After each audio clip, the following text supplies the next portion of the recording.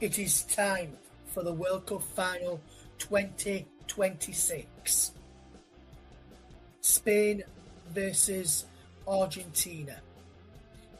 Lamine Yamal versus Lionel Messi. Who will get the World Cup trophy come the end of this game this evening? Join us next on the Commentary Hub to find out.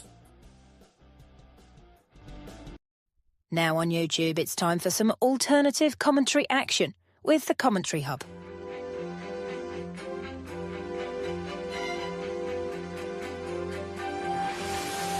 There's headed by Marina! That is 2-1 to Arsenal! Look at that pass! Goal for Argentina! Takes this corner, whips it in, it's headed and it's a goal! And it's that man, Gabriel! Liverpool have equalised! Lovely improvisational touch from Curtis Jones! Oh, what a goal! Wow, take it out!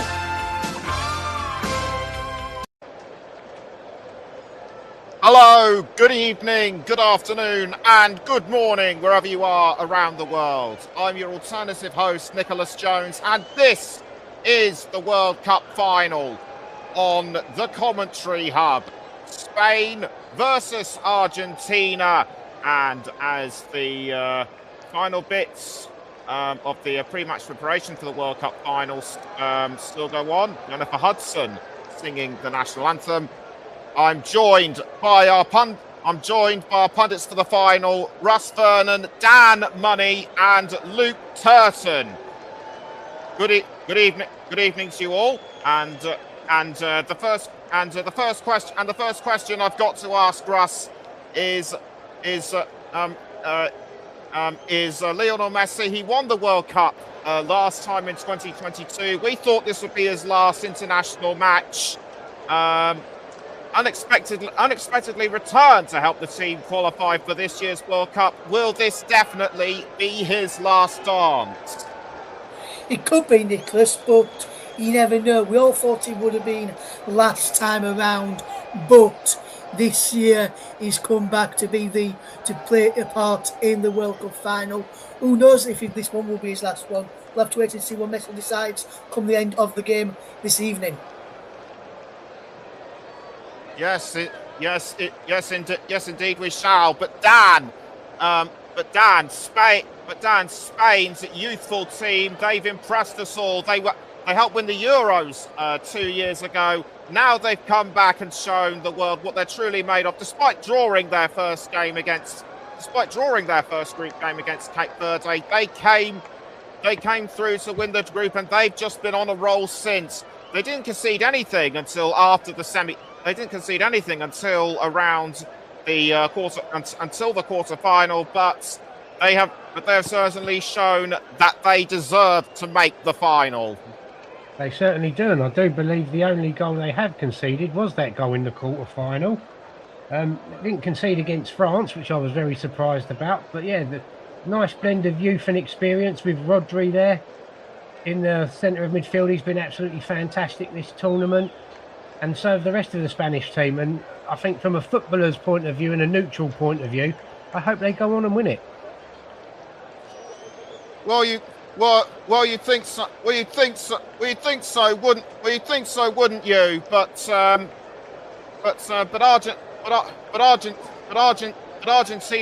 Argentina, Luke, have shown that age is just a number. I mean, besides the rumours surrounding Lionel Messi, whether he'll go or not, one person that definitely is going is Nicolas Otamendi. And Nicolas Otamendi, he's had quite an international career in his own right. Yeah, I think to be fair though, Nick, Argentina have been a bit slow to get going in the knockout stages, but they definitely have in the last 20 minutes of games. So if Spain go 1-0 up this evening, they definitely won't be comfortable with Argentina pressing, because they showed in the semi-final that they can do teams late on, and that's been a bit of a kind of thing for them, hasn't it, really? Yes, you do. Yes, you do have quite a point. I mean, they have gone down to opponents, but they have worked hard when their back is against the wall. Do you feel that a similar result could happen against Argentina? I mean against Spain, or will Spain's youthful exuberance prove too much for them? Honestly, I don't know. I think Spain have been very good defensively. Argentina have been able to see games off towards the end, so it's going to all depend on whether Spain can get early dominance going forward, take a couple of chances and get more than, say, 1 to 2 goals in front of Argentina.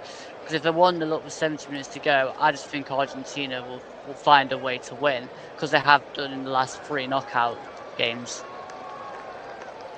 Yes, indeed they have. Now back to you, Russ.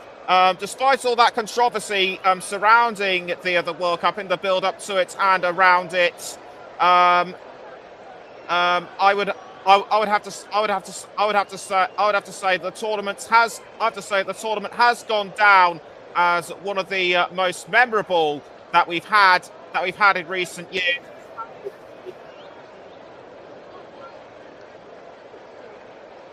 More groups, more games, and everyone throughout the World Cup, players and fans have just been enjoying themselves. I mean, Alex Peters said in a recent commentary that it was like the carnival atmosphere in Brazil 2014. Wouldn't you agree?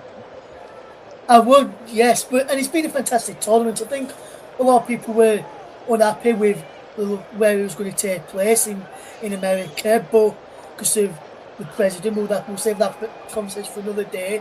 But I think overall, the World Cup, the matches that we've seen have been good. There have been some controversies in terms of refereeing decisions, Nick, but overall, the actual football on the field has been absolutely fantastic. I think it's been a great tournament. Probably, I was saying to Paul off earlier on today, I'm not sure whether this game today would be the best game of the tournament, because yesterday's game, third place player France-England, which I'm sure you'll mention the result of, Nick. I think that, for me, that was the game of the tournament, and this game today's got something to live up to. But as I mentioned in the pre-interlude at the start, Messi against Yamal, that's the one battle I'm looking forward to seeing which of those come out on top. Will it be the youth of Yamal or the experience of Lionel Messi leading their team to victory today? Of course, it's not just Messi and Yamal we should be looking out for. Which and also one of you mentioned Dani Olmo. But who else should we be looking out for? Well, I think, for me, go on, Dan. Do you want to take this one there? Yeah. Thank you, Russ. I think with the impressions and performances put in by Nico Gonzalez and Rodrigo de Paul when they come on against England in the semi-final. I think them two really helped stretch the game. Really did drive Argentina forward for the win. I mean, I was really impressed with Rodrigo de Paul. So I think them two players starting today out on the right and on the left could have a huge impact for Argentina. And who should we be looking out for when it comes to to Spain besides Yamal? Is that one for me, Nick, or Russ? Do you want to take that one? I'll take this one, if you don't mind, Nick. And for me, as well as Yamal, Rodri's had a fantastic tournament for Spain, I think, as well. You've got to look at Marco Cruz defended brilliantly at the back.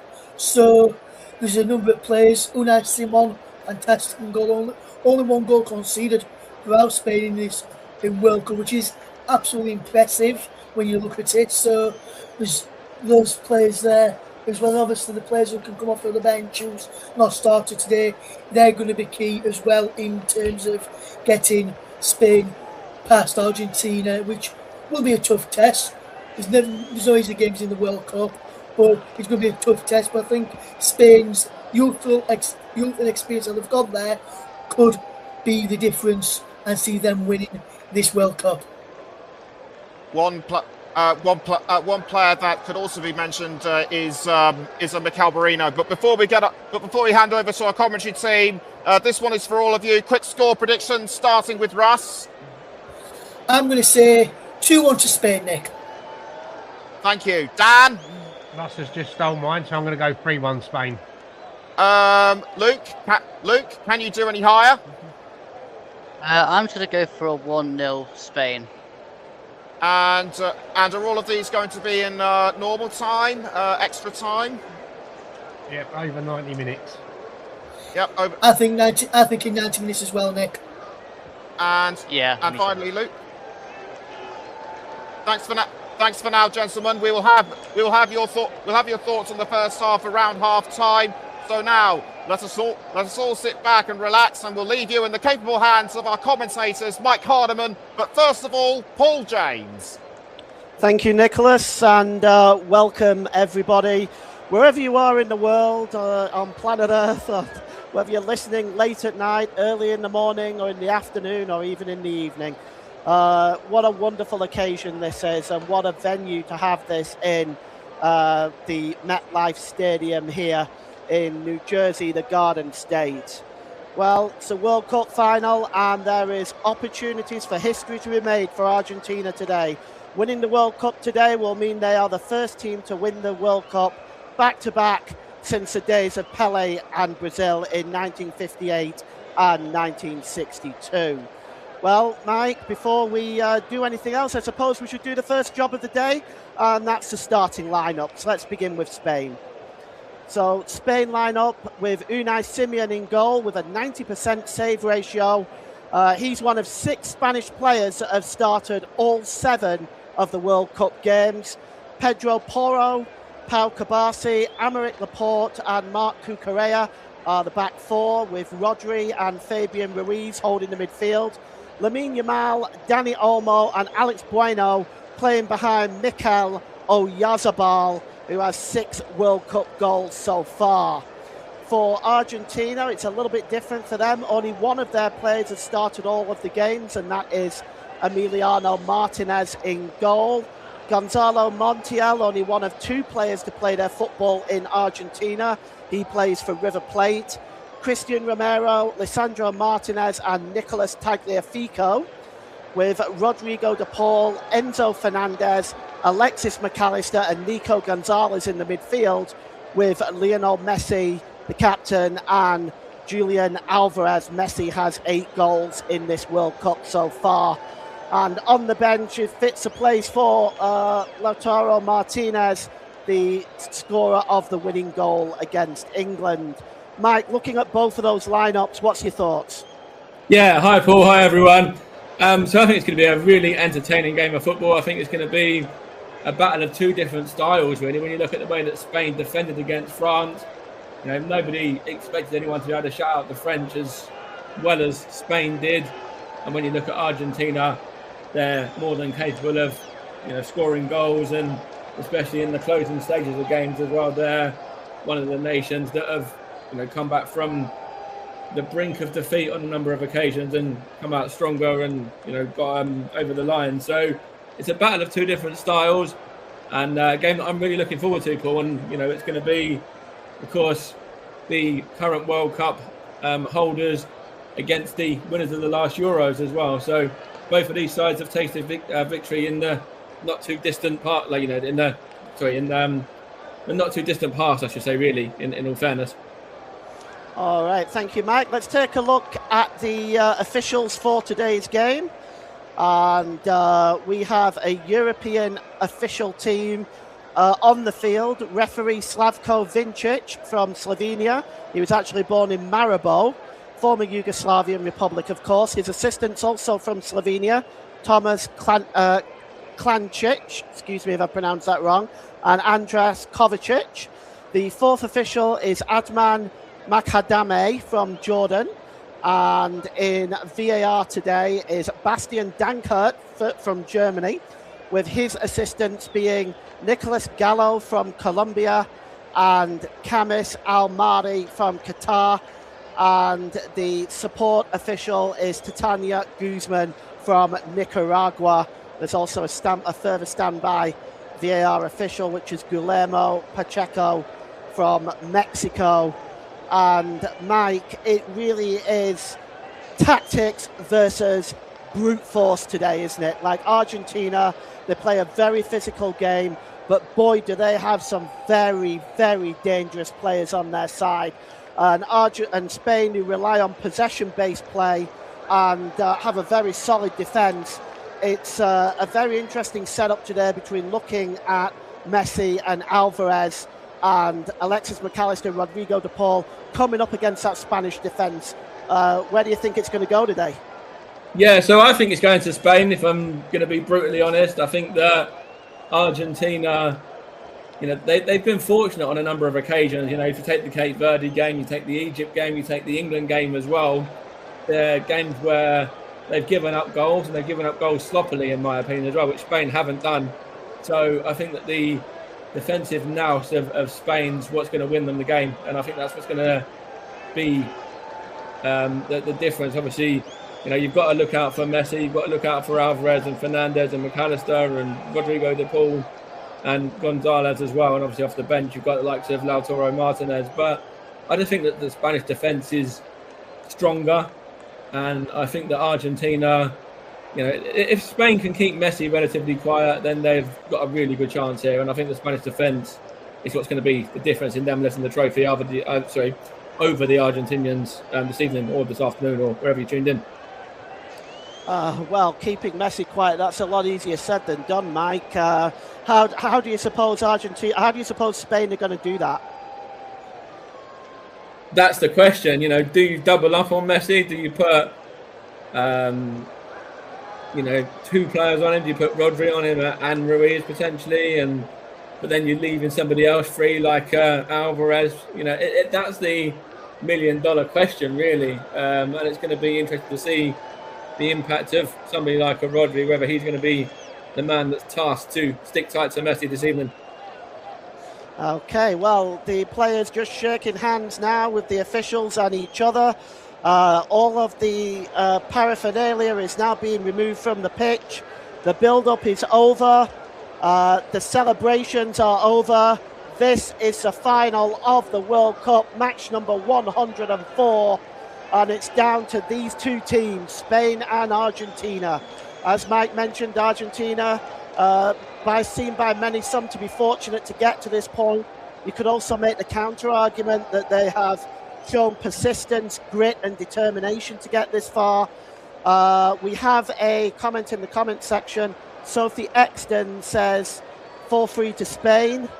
We'll see whether that is the case. I can't imagine there being that many goals, but we'll see. Hi, Sophie, as well. Sophie's a friend of mine and a friend of Russ's, and Sadie's her daughter that's tuned in with her. So hopefully you enjoy the commentary, and it's nice to have you with us as well. Well, the centre circle now, the official is just tossing the coin to see which side is going to go first. And at the start of the tournament, did you really see Argentina getting this far, Mike? Yes, in all fairness, I did. I personally was only one team out from the final when they played yesterday, and they lost that game 6-4. So, I saw it being a France-Argentina final with France coming out on top.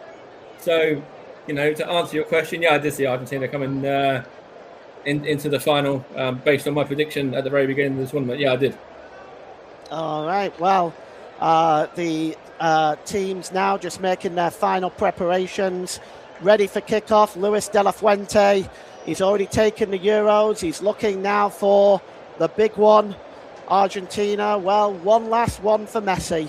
Maybe not. But Lionel Scaloni has set up a 4-4-2 system against Spain for this one, probably to try to make sure they can battle with the Spanish midfield and the ball-playing game that they play. And so we'll see whether they are able to do that. And, Truckers World, hi, how you doing? I hope you're doing well. 1-0 to Spain is the suggestion from Truckers World. See whether he's correct. Yeah, that's not too far from what I've said. I've said, everyone else has gone Spain in normal time. I think it's going to be 1-1 in all fairness, and Spain are going to be victorious on penalties. As you see, Michael Buffer there, who's obviously renowned for the world of boxing. He's taken over, and actually there's a few of them there as well that are from other sports and this is one of the other boxing commentators, I believe, as well. So they're all getting involved. Well, the Americans are doing it their way, that's for sure. Talking about that, there will be a half-hour half-time break in this World Cup, for those of you that are not aware of that. So the half-time break is going to be a lot longer while they put on their circus at half-time, and the second half will get underway on that. So just be aware that you're not starting the second half late. But the game is about to get underway. Both sides in their traditional colours. Argentina in their blue and white shirts, white shorts, white socks. Spain, red and blue shirts, blue shorts, blue socks. And Argentina get the 2026 World Cup final underway. Attacking the goal to our left. And the ball is played to Tagliafico. Tagliafico plays the ball forward. That's one back comfortably there that time. Played into the Argentinian half by Porro, but it was launched back to the goalkeeper. And the goalkeeper there for Spain, Unai Simon, incredible statistics, 0.14 of goals against, 90% save ratio, has been part of this ultra solid Spanish defence. And it's very hard for somebody like David Raya, who's a great keeper in his own rights, Mike, to put a claim in for the number one spot right now, isn't it? Yeah, most definitely. And when you've got somebody like Unai Simon, who's only conceded the one goal at the tournament, and that was to Charles de Ketelaere of Belgium, you know, it's credit to him. And obviously with the stats you've just mentioned there about his, I think, was it his save percentage as well, which is extremely high. And he's got the defence in front of him have all been fantastic with Porro and Kabasi, Laporte and Cucurella, who have all shone as well. So, you know, when you've got somebody like a David Raya, also Garcia as well, who the two backup goalkeepers really, you know, I think they went to this tournament not expected to get a sniff. So, you know, if they can get a medal, then I'm sure they won't mind either way. It's a free kick to Argentina inside their own half. They just play it straight back to the goalkeeper, Emiliano Martinez, the only player to have started all 7 games for Argentina prior to this one. And here's Tagliafico. Plays the ball forward there. Oh, skips inside. Infield here now to the number 9, Alvarez. Alvarez plays it back into his own half of the field. Picked up there by picked up there by Fernandez. Fernandez lays the ball to Martinez, known as the Butcher by Manchester United fans. Tagliafico. There's McAllister. He plays his football for Liverpool in the Premier League, of course. And it's back now with the number 24, Fernandez. Enzo Fernandez scored the equaliser against England in the semi-finals. Quite a strike that was. Ball played out to the right-hand side here to Montiel. Montiel holds the ball, drops it back. Picked up here. There's a comment in the comments section. We'll just get to that. Truckers World, 30 minutes break, unacceptable. Can't just change the rules that might affect the game. Agreed. And I'm pretty sure nobody on the panel will disagree with you there. No, that's the thing as well. When you look at this whole tournament, though, as well, you know, go to the USA game when Fuller and Balogun were sent off, for example. You know, I don't want to go deep into politics, but that's, you know, there's certain things that just don't have a place in football, right? And that's one of them. And I think a half-time entertainment show, or whatever you want to refer to it as a half an hour concert, I guess, really, that needs to stay out of it as well. It's back with the Spanish goalkeeper, Simeon. Simeon releases the ball to Kabasi. Kabasi goes long over the halfway line. And, there's a free kick to Spain for a foul off the ball on Alex Bueno. And protesting that is Gonzalo Montiel. But I don't think the referee is going to buy that. Montiel there definitely took down Bueno there. And it's going to be a free kick. Yeah, I think it's a fair decision to give a free kick. I don't think a booking or anything at this early stage. I think just keep your cards in your pocket for now and let the game flow. You know, just give the free kick and keep your cards in your pocket for a bit. Ball is out wide now to Lamine Yamal. So dangerous this young man is. He plays the ball in. Real chance for the Yamal. Oh, it almost beats Martinez there in the goal. Lamine Yamal just cuts into the penalty area. He gets the shot away now. It wasn't quite the effort he would have wanted. It took a deflection and fell into the arms of Emiliano Martinez, but an early chance for Spain, and they're still going now. They've won the ball back again off Argentina. Here's the ball across. Oh, it's blocked, and it's cleared away, and that was Yamal again. He picks up the ball one more time, flicks the ball back, and Argentina look a bit shady in defence, but they played the ball forward to Messi, and the goalkeeper's out to reach it. Unai Simon, and Argentina are not able to counter on that. The clearance wasn't the best. And my goodness me, early on we've seen a bit of a chance from both sides, Mike. Yeah, that was a bit of a frantic 30 seconds, really, wasn't it there, Paul, with, first of all, Lamine Yamal, and then the chance down the other end from Lionel Messi as well. So, Spain are showing that they're not just fully about the defence, they're keeping the ball well, and then Argentina are trying to get them on the counter-attack. So, yeah, a bit of a frantic 30 seconds or so, but if the game's going to go on in this pace, then I'm all for it. Ball is out wide now on the other side there to Bueno. Bueno pulls the ball back. Picked up in the midfield by Rodri. Rodri plays the ball forward to Lamine Yamal. Yamal pulls the ball back to Rodri again. Inside the centre circle. Now you'll expect to see much of this from Spain. They will keep possession, attempting to frustrate Argentina into making a mistake. And this is something that Spain have absolutely worked down to a fine art, and it's all the way back there and knocked along the way by Kabasi to the goalkeeper. And here is Torres. Not Torres, rather Porro, excuse me. Here's Olmo for Spain. Back to Marc Cucurella. And into Kabasi. Kabasi plays the ball forward there, looking for the number 21, Oyarzabal. It goes over the halfway line now, and storming forward here for Spain is Rodri. It was a great ball out wide. Here's Cucurella in a deep position, helping the attack. Picked up by Porro. Porro flicked on there. Another chance for Porro. He's down now, but the referee says no free kick, and Argentina win the ball back, and the ball is played out there to Gonzalez, but it rolls off the left winger and goes out of play. And now picked up here in the defence by Laporte. Gives it to Kabasi. Kabasi over the halfway line.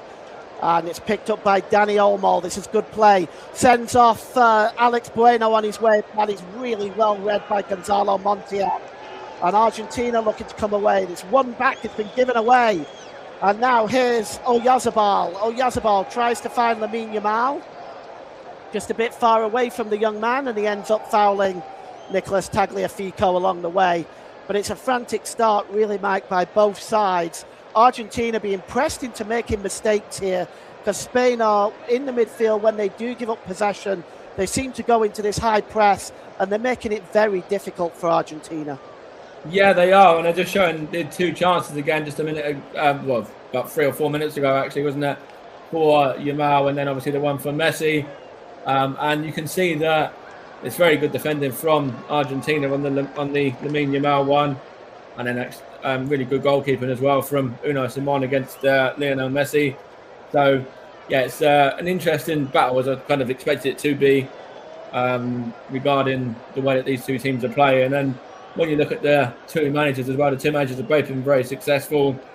They've done very, very well working their way through the ranks for their respective nations, and that's a credit to both of them. I think they've both won competitions at lower levels as well, in terms of like the under 18s and the under 21 level and things like that. So it's something that you don't really see all of the time, but it's something that I like to take note of as well when you see these managers who are working their way up through the ranks.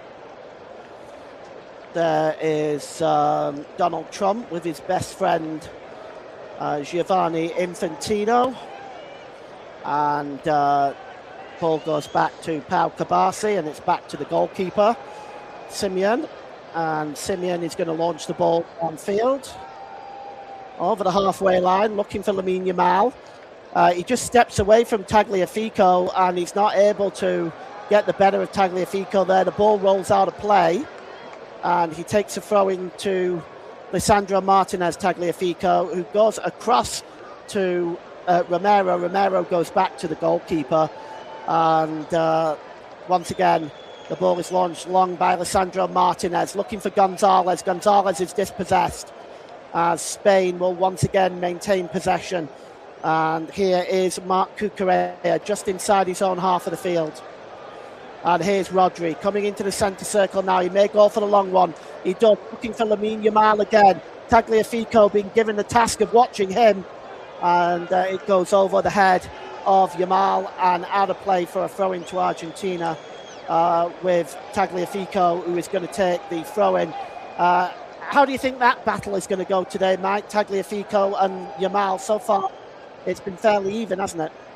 Yeah, so far I think Lamine Yamal has probably had a little bit of an advantage so far. If you're looking at the chance that he had, where he's got the better of the Argentinian defence, and then he's had his shot away. But I think that Tagliafico is a fantastic player as well. So he's if you want somebody on Lamine Yamal, he's certainly up there with one of the best in the world. So I feel that that's going to be a really interesting battle, and there's battles all over the pitch, really. You know, if you look at Rodri and you look at Rodrigo de Paul and Fabian Ruiz and Enzo Fernandez, and there's battles all over the pitch that are worth keeping an eye on. Long ball looking for Alex Bueno. That's a super pass. That by Marc Cucurella, absolutely superb. Found Bueno, and now Spain are in another attacking position here with Rodri. Lays the ball to Ruiz. Ruiz gets a cross in, and it's knocked over and behind by Lisandro Martinez. And the cross coming in, pretty dangerous that time from Spain again. And they get their first corner of this World Cup final. Yeah, it's good play from Spain there, and actually really good defending from Lisandro Martinez as well, who's done really, really well just to knock that behind, which is going to see what happens here from this guy in the corner now. So hopefully it's a bit of well-marked action. Alex Bueno just ready to take this corner, and he looks like he's going to outswing it as the Spanish and Argentinian fans. It's interesting that this is a World Cup match with, speaking of, both teams speak exactly the same language. The cross outswung. Oh, it falls in the penalty area there to Olmo, but that was quickly cleared away by Romero. Good play by him. Here's Olmo again. Launches the ball over the top to Yamal. Yamal skips inside, beats one, tries to get the ball out wide there. The cross coming in. It was blocked that time, and it goes out of play. Yamal now is going to take the throw-in, or is he going to leave it there? He's going to leave it for Pedro Porro, I think he is. But you're just saying that about both teams obviously speaking the same language. Both teams are actually equal in terms of the head-to-head record as well. They've only met 14 times, I believe it is.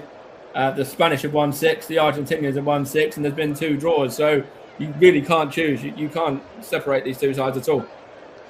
Cucurella drops the ball back to Simeon in the Spanish goal.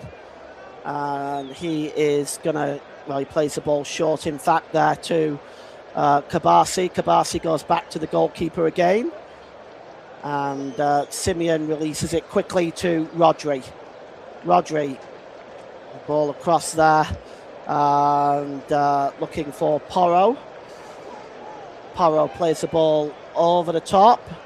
Just a header, one down there by Lisandro Martinez. Headed on by Fernandez, and Martinez one more time. Spain maintain possession again, with Argentina struggling to put passes together, struggling to try to break into the Spanish half of the field, and they look well in control to Spain at the moment. Headed down here now, and it's picked up by Porro. Porro just flicks the ball on there to Ruiz. Ruiz to Olmo. Olmo goes down, and he looks in some discomfort. I think the challenge was legitimate. I'm going to take a look at this again, but I wonder what your thoughts on that, Mike. That looked legitimate to me. Yeah, I think he's followed through. I think the original tackle isn't the problem. I think it's just he leaves a few. He leaves studs in on Danny Olmo afterwards. So I feel that's why the referee's pulled up, not for the original challenge, because the original challenge looked fair enough. I think it's just because he followed through afterwards. Well, he's still down, and he's complaining to the official, but he's also missing the part where he stuck his own studs in as well. Yeah, true, exactly. Both players connected. Bit of both, wasn't it? Yeah. Well, the referee, I think, has made a wise choice there. And that looks like David Hasselhoff. Everybody's turning up for the World Cup final. People have stars of sport and screen and music and everything possible. Anyone is at this game. Well, it's certainly a packed house here in the Garden State for this World Cup final, and Spain leading with a 62% possession at the moment, and that's hardly surprising from what we've seen so far in this game. Martinez plays the ball forward, it's flicked on to Tagliafico. Back to McAllister. McAllister played in the middle there to Messi. Messi goes down under the challenge, and it's going to be a free kick to Argentina. It looks soft, in all fairness. If you look at Alex Baena, yes, he goes in with an arm, but I do feel like they're protecting Lionel Messi. That's what everyone seems to be saying. And when you look at that challenge, is that going to be given against? If it's a foul on other players, not necessarily. I would hope it would be given, Mike, because it was a shove in the back at the end of the day. So I would hope it would be given, but I understand some of these rumours that have been floating around for sure. Here's Rodrigo de Paul that's standing over this free kick now. Midway inside the Spain half of the field, it's launched into the penalty area, chasing it there behind, ghosting in at the back was the number 9, Julian Alvarez. The ball over the top. Oh, we're just trying to reach it. Actually, it wasn't Alvarez, it was Gonzalez. No, it was on Gonzalez, the other side. isn't it? Yeah. But it was interesting ball into the box. And picked up here now by Porro. Porro launches the ball forward. And it's Lamine Yamal now down the right-hand side. He's up against Tagliafico. Gets the cross in, Yamal. And it's well read by Emiliano Martinez. Of course, the Golden Glove winner in the last World Cup. And, he's got a lot to do. I think it's going to be Unai Simon that picks it up, isn't it, in this one? Yeah, it is. It's going to be his opposite number that's going to pick it up in this competition. But Emiliano Martinez not really had his best World Cup. If I look at his statistics, Mike, just talking about Emiliano Martinez, he's got a goals against average of 1.28 and only a 56% save average. That's quite low for him, considering in the Premier League he had nearly 70. Yeah, absolutely, and it's a real difference in terms of him and his opposite number as well. Who I believe you said about 92%, something like that, and obviously he's only conceded one goal as well. So, what was it? 90%. 90%. Sorry, that's still a massive jump. It's about 35% difference, something like that. Yeah, it's definitely, in my opinion, Simeon, out of all the goalkeepers in the World Cup, probably deserves that Golden Glove more than anybody else. Yeah, for sure. He's been if we're talking about the stat that it's based on. Yeah, he's been absolutely fantastic. He's made some good saves as well, in all fairness, against Belgium and even France as well. I know obviously the defence were very resolute, but he did have moments where he had to be alert as well, and obviously he kept the French at bay. Here's Aymeric Laporte. Laporte down that left-hand side. Launches the ball forward to Bueno. Bueno under pressure there by Christian Romero. And Romero roughing him up a little bit. And the referee just letting that one go. Just gave him a little bit of a shove, bit of a rough up. And another shove. I don't think there's any doubt that should have been given as a free kick, but 100%. Yeah, and Dan's right as well. The double save he made against Portugal. Yeah, that game was basically petering out into a 0-0. Myself and Dan were on commentary of that one. He was just about to give his player of the match, and then Mikel Merino pops up with the goal. So obviously Spain went through on that occasion. But yeah, obviously there's a couple of big moments there for Unai Simon as well. Well, at the moment, Enzo Fernandez was down for a while. He seems to be back up and miraculously feeling all better. And it's going to be... game is going to get back underway here before we're a few minutes away from the hydration break, as the Argentinian fans making themselves heard at the moment. It's been a tremendous World Cup for them, whichever way it ends up going. It's gotten all the way to the final, and despite of the fact that they haven't really played their best, and the ball is launched downfield now by the goalkeeper there, Emiliano Martinez. It's cleared up at the back by Laporte. The clearance manages to find Lamine Yamal. Yamal is dispossessed by McAllister. McAllister, though, only finds Rodri. Returns the ball to Yamal. Beautiful play by Spain. Oh, that was really well worked by Dani Olmo to Yamal. The ball was given up. Nicholas has advised that we have royalty present. The King and Queen of Spain are in attendance today as well. And, as I said before, anyone that's anyone is at this game, including royalty. So, yeah, it's you can see that everyone's really behind their nation, and that's the way it should be as well. So, free kick to Argentina, which is taken by Lisandro Martinez. The ball is launched forward. It goes out of play, though, for a throw into Argentina, and just off Marc Cucurella. And Argentina are going to have a throw in midway inside their own half of the field. And the ball is forward to Alvarez, laid off to Lionel Messi. Messi, ball forward. Alvarez lays it off, but there's nobody behind him. And all of a sudden now Spain can come away with possession. He was in an offside position at any rate. So it's going to be a free kick, which is taken quickly. And it's developed into a rather scrappy affair so far, Mike. Yeah, it has. When you look at the opening part of the half, I think that obviously we had those frantic 30 seconds or a minute where both teams had a chance at either end.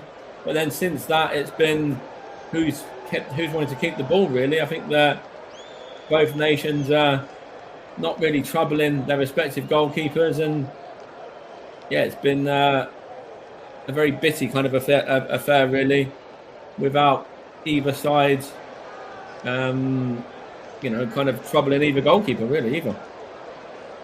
Cleared downfield by Martinez, and he only manages to find his opposite number in the Spanish goal. And what I can tell you so far, Spain are keeping possession. Argentina relying more on physical tactics to try to win the ball back. Neither side has really created much early on. Here's Cucurella, tries to get the cross in. That's a good block by Montiel. And it's going to be another corner for Spain, just on that left-hand side. And the ball is going to be outswung here. Well, almost in the box there. Rodri's in there. Oyarzabal is in there. Got some dangerous players coming into that penalty area for Spain. They have been quite effective from set pieces. Argentina are going to have to defend this tightly. The corner comes in, but it's straight into the arms of Emiliano Martinez. I'll tell you what that is, Paul. That is the commentator's curse, right? You're saying that they've been effective from set pieces, and it delivers it straight into the glove of Emiliano Martinez. That's the commentator's curse at its finest. Yeah, it was quite poor, that delivery, wasn't it? But it's been Absolutely indicative of much of what we've seen so far, really. Here's Tagliafico. And the ball won there by Enzo Fernandez. He tries to find McAllister. He does find him. And now going over the halfway line is Messi. Messi is pulled up for a foul, and the free kick is given to Spain.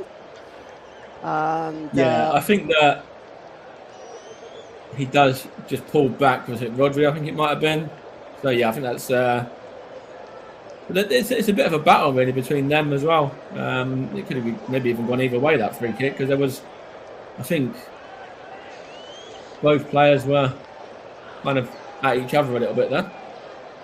Well, the referee has called the hydration break, and we have a few minutes, Mike, to assess what we've seen so far, and it isn't much, I'm afraid, is it?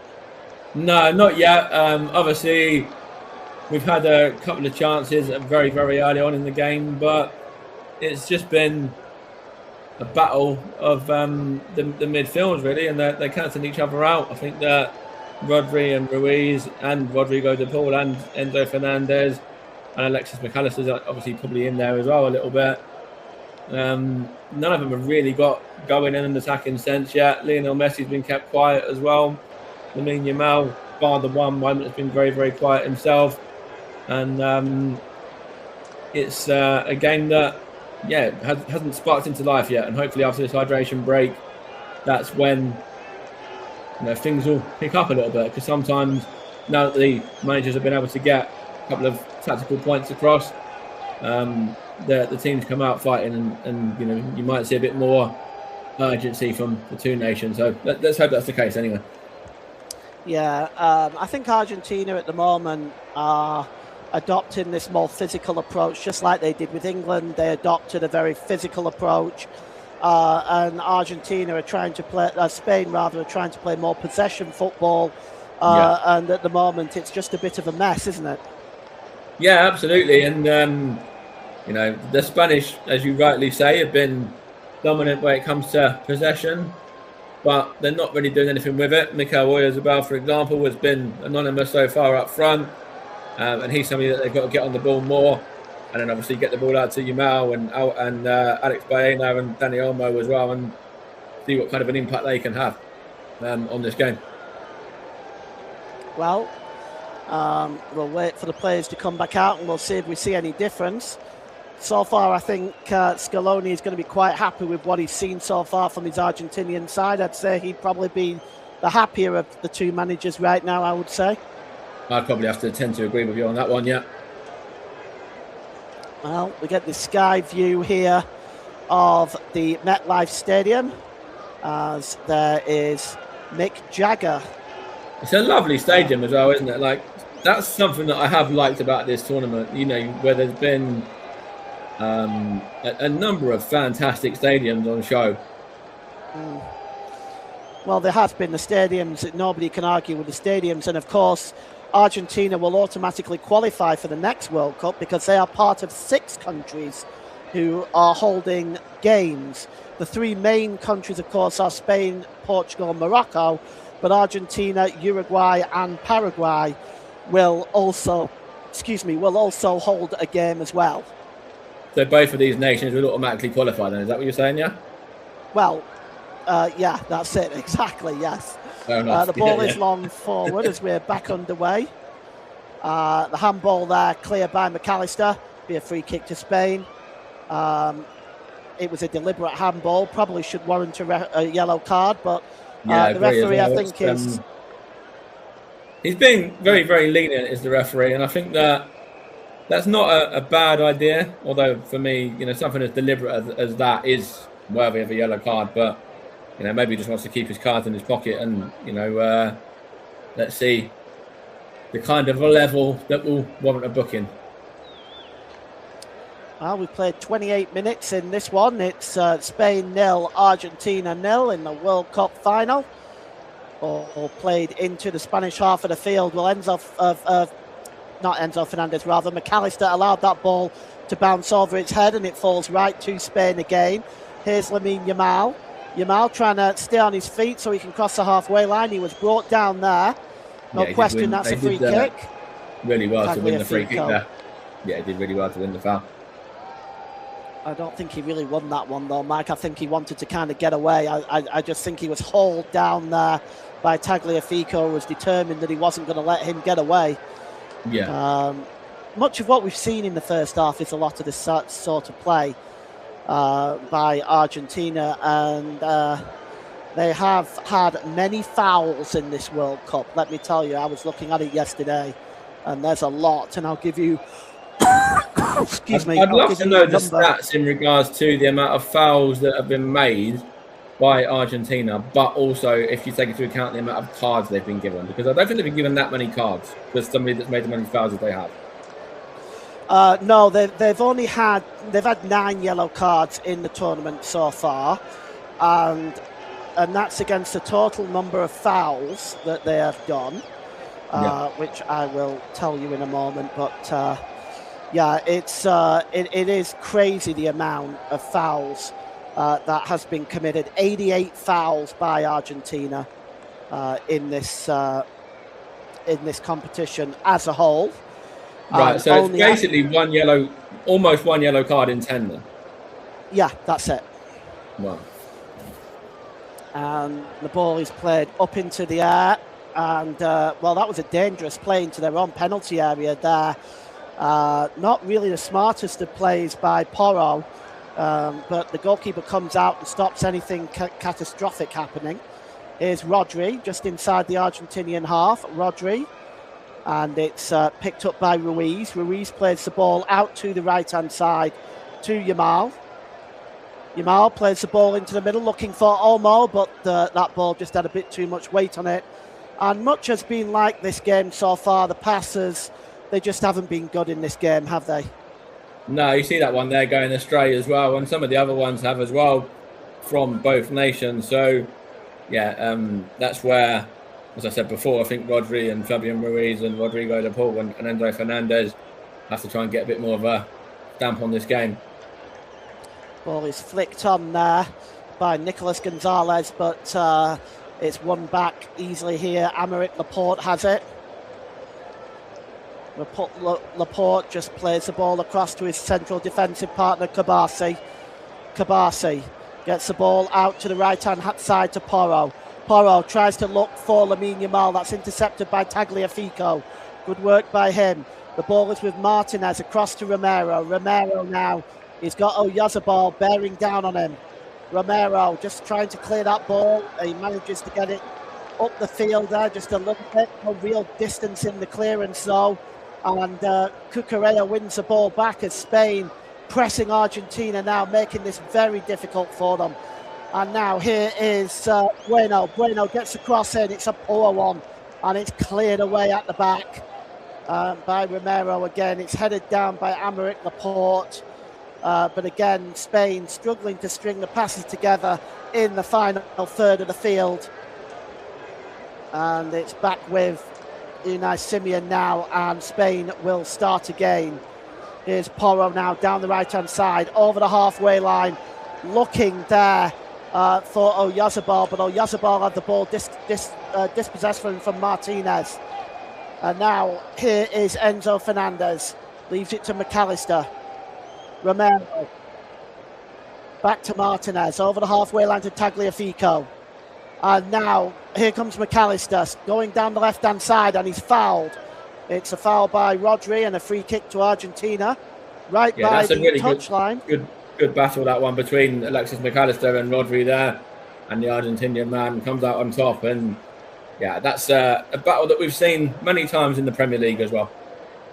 Well, it's right over on the far left-hand side by the touchline, midway inside the Spain half of the field. JB has been on. How are you doing, JB? Good comms so far, Paul and Mike. Thank you very much. Cheers, JB. Appreciate it as always. Confirmed to everybody the voice is coming back on the TC Hub. Good to know, JB. Will be good to have you back next season, my friend. And here is Messi, who's going to take this free kick. He goes short with Rodrigo de Paul. It's back with Messi now. And Messi trying to go down that left-hand side. He's dispossessed comfortably that time. And a foul there. Just catching him is Alvarez. Just caught. Trying to see who that is down there. I think that's Porro, who got caught there by... I'll go back to what I was saying at the start of the broadcast as well, about keeping Lionel Messi quiet. And so far, so good. If you're from a Spanish persuasion or part of the backroom staff at Spain, you'll be more than satisfied regarding the amount that Lionel Messi has been involved in this game so far. I think they've done a really good job on him. And picking up the ball there now for Spain is Cucurella. Drops the ball back to Kabasi. Out wide to Cucurella again. Picked up on this near side by Bueno. Back to Cucurella. Cucurella inside the penalty area. Tries to get the cross in once again. It's a poor ball by Cucurella. And he's in an offside position anyway. And it really has been disappointing, hasn't it? The passing from Spain into the final third of the field, into the penalty area, it's just not been there so far, has it, Mike? No, it hasn't. And you can see there, it's pretty obvious, really, that Marc Cucurella is offside, yet they're still trying to find him with a through ball. And it's a game that it needs something to happen at the moment. It's, as I said before, a very bitty kind of affair, and neither nation has got themselves going in an attacking sense really yet. Spain have had the more possession. They've looked a bit more threatening going forward, but actually it's not really been of any trouble to Emi Martinez or the Argentine defence at the same time. Throw into Spain, just by the halfway line down their left-hand side. As it's actually to Argentina, excuse me. Nicolas Tagliafico down the left-hand side for Argentina, takes a throw-in. Rodrigo de Paul loses it, and the ball goes out of play, and it's going to be a throw-in. And I think the same really goes for Argentina. Their passing hasn't been quite there either, and you can see it here. Once again, the pass there back to Tagliafico. It's just not there, is it? No, it's very sloppy from both nations, and it's a game where you'd expect more quality with the players that are on show, but then again, it's both nations trying to feel each other out, I guess, at this stage, and just trying to do whatever they can to get the upper hand. So, beautiful move by Cucurella. Sorry, Mike, it was just going down the left-hand side. No, that's more than fine. Yeah, I was just saying to my parents a little bit ago as well, while I was with them. It's going to be a very, very difficult task to get anywhere near the kind of game that we saw last night, and that's been shown in the opening 36 minutes or so as well. Well, here's Kabasi. Kabasi plays the ball there to Porro. Porro forward to Lamal. Lamal has got three players around him. They're not just doubling up on him, they're tripling up on him. The ball goes back to midfield to Kabasi. And forward here to, that is the number 15 for Spain. And the ball is out wide to Cucurella, just gets the cross in. Cucurella again, it's a poor cross. He's going to have another bite at the cherry, gives the ball to Olmo. Olmo gets the ball into the middle, and it's headed away. This time by Romero, helped along by Martinez, and Tagliafico chasing this one, and it's put out of play there, and it's going to be a throw-in. And let's just take a look at this. They were appealing for the penalty there, but there's no way that was a penalty. Absolutely, never in a million years, no. Well, here is Cucurella. Cucurella out wide to Bueno again. Bueno checks inside, beats two, tries to play the ball through, but it was blocked well that time by Romero, stopping the pass through to Olmo. And it's cleared away. Plucked out of the air. Really well done that time by Porro, and Spain once again find themselves in possession of the ball, and so far not been able to do a lot with it. And Argentina seem to have fallen into a 4-4-1-1. I think Messi's just behind Alvarez, Mike, but play goes on. Olmo tries to pick it up. A chance here for Oyarzabal! And his shot was on goal, but it was a comfortable save. And that might very well have been the first decent effort on goal we've seen in the whole game so far. Yeah, I think it has been. I was just about to say that Lionel Messi looks like he's dropped to the 10 as well.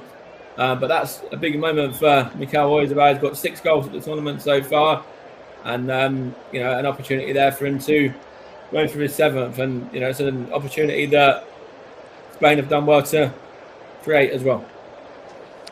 Throwing to Spain now, midway inside their own half of the field.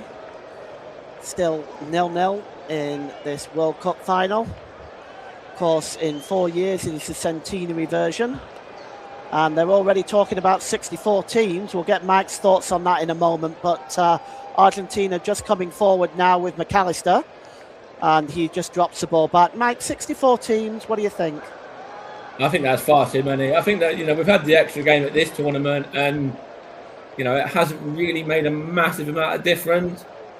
But 64 teams, not for me. It might give some of these nations a bit of a better chance of qualifying, but, what are you going to be there for? You're just going to be there to make up the numbers. You're not.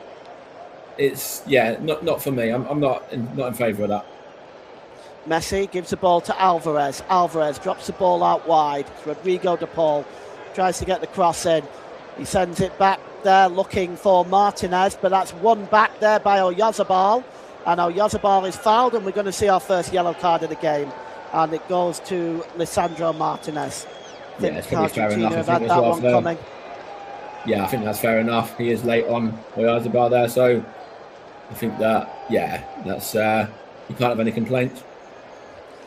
So that's the first yellow card of this World Cup final. Lisandro Martinez in the book there.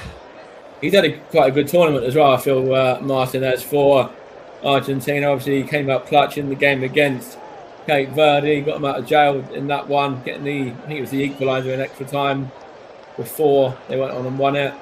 And he's kind of had a few good moments in an attacking sense as well as a defensive sense as well. Same as Pedro Porro for Spain, obviously.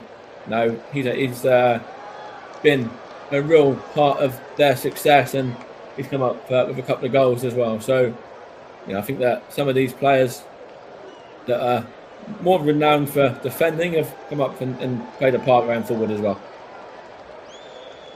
All right. And the ball is played back into the Spain half of the field. Here's Aymeric Laporte. Laporte drops the ball out wide to Cucurella down that left-hand side. And it's picked up by Pau Kabasi, who's in an advanced position, plays the ball forward there.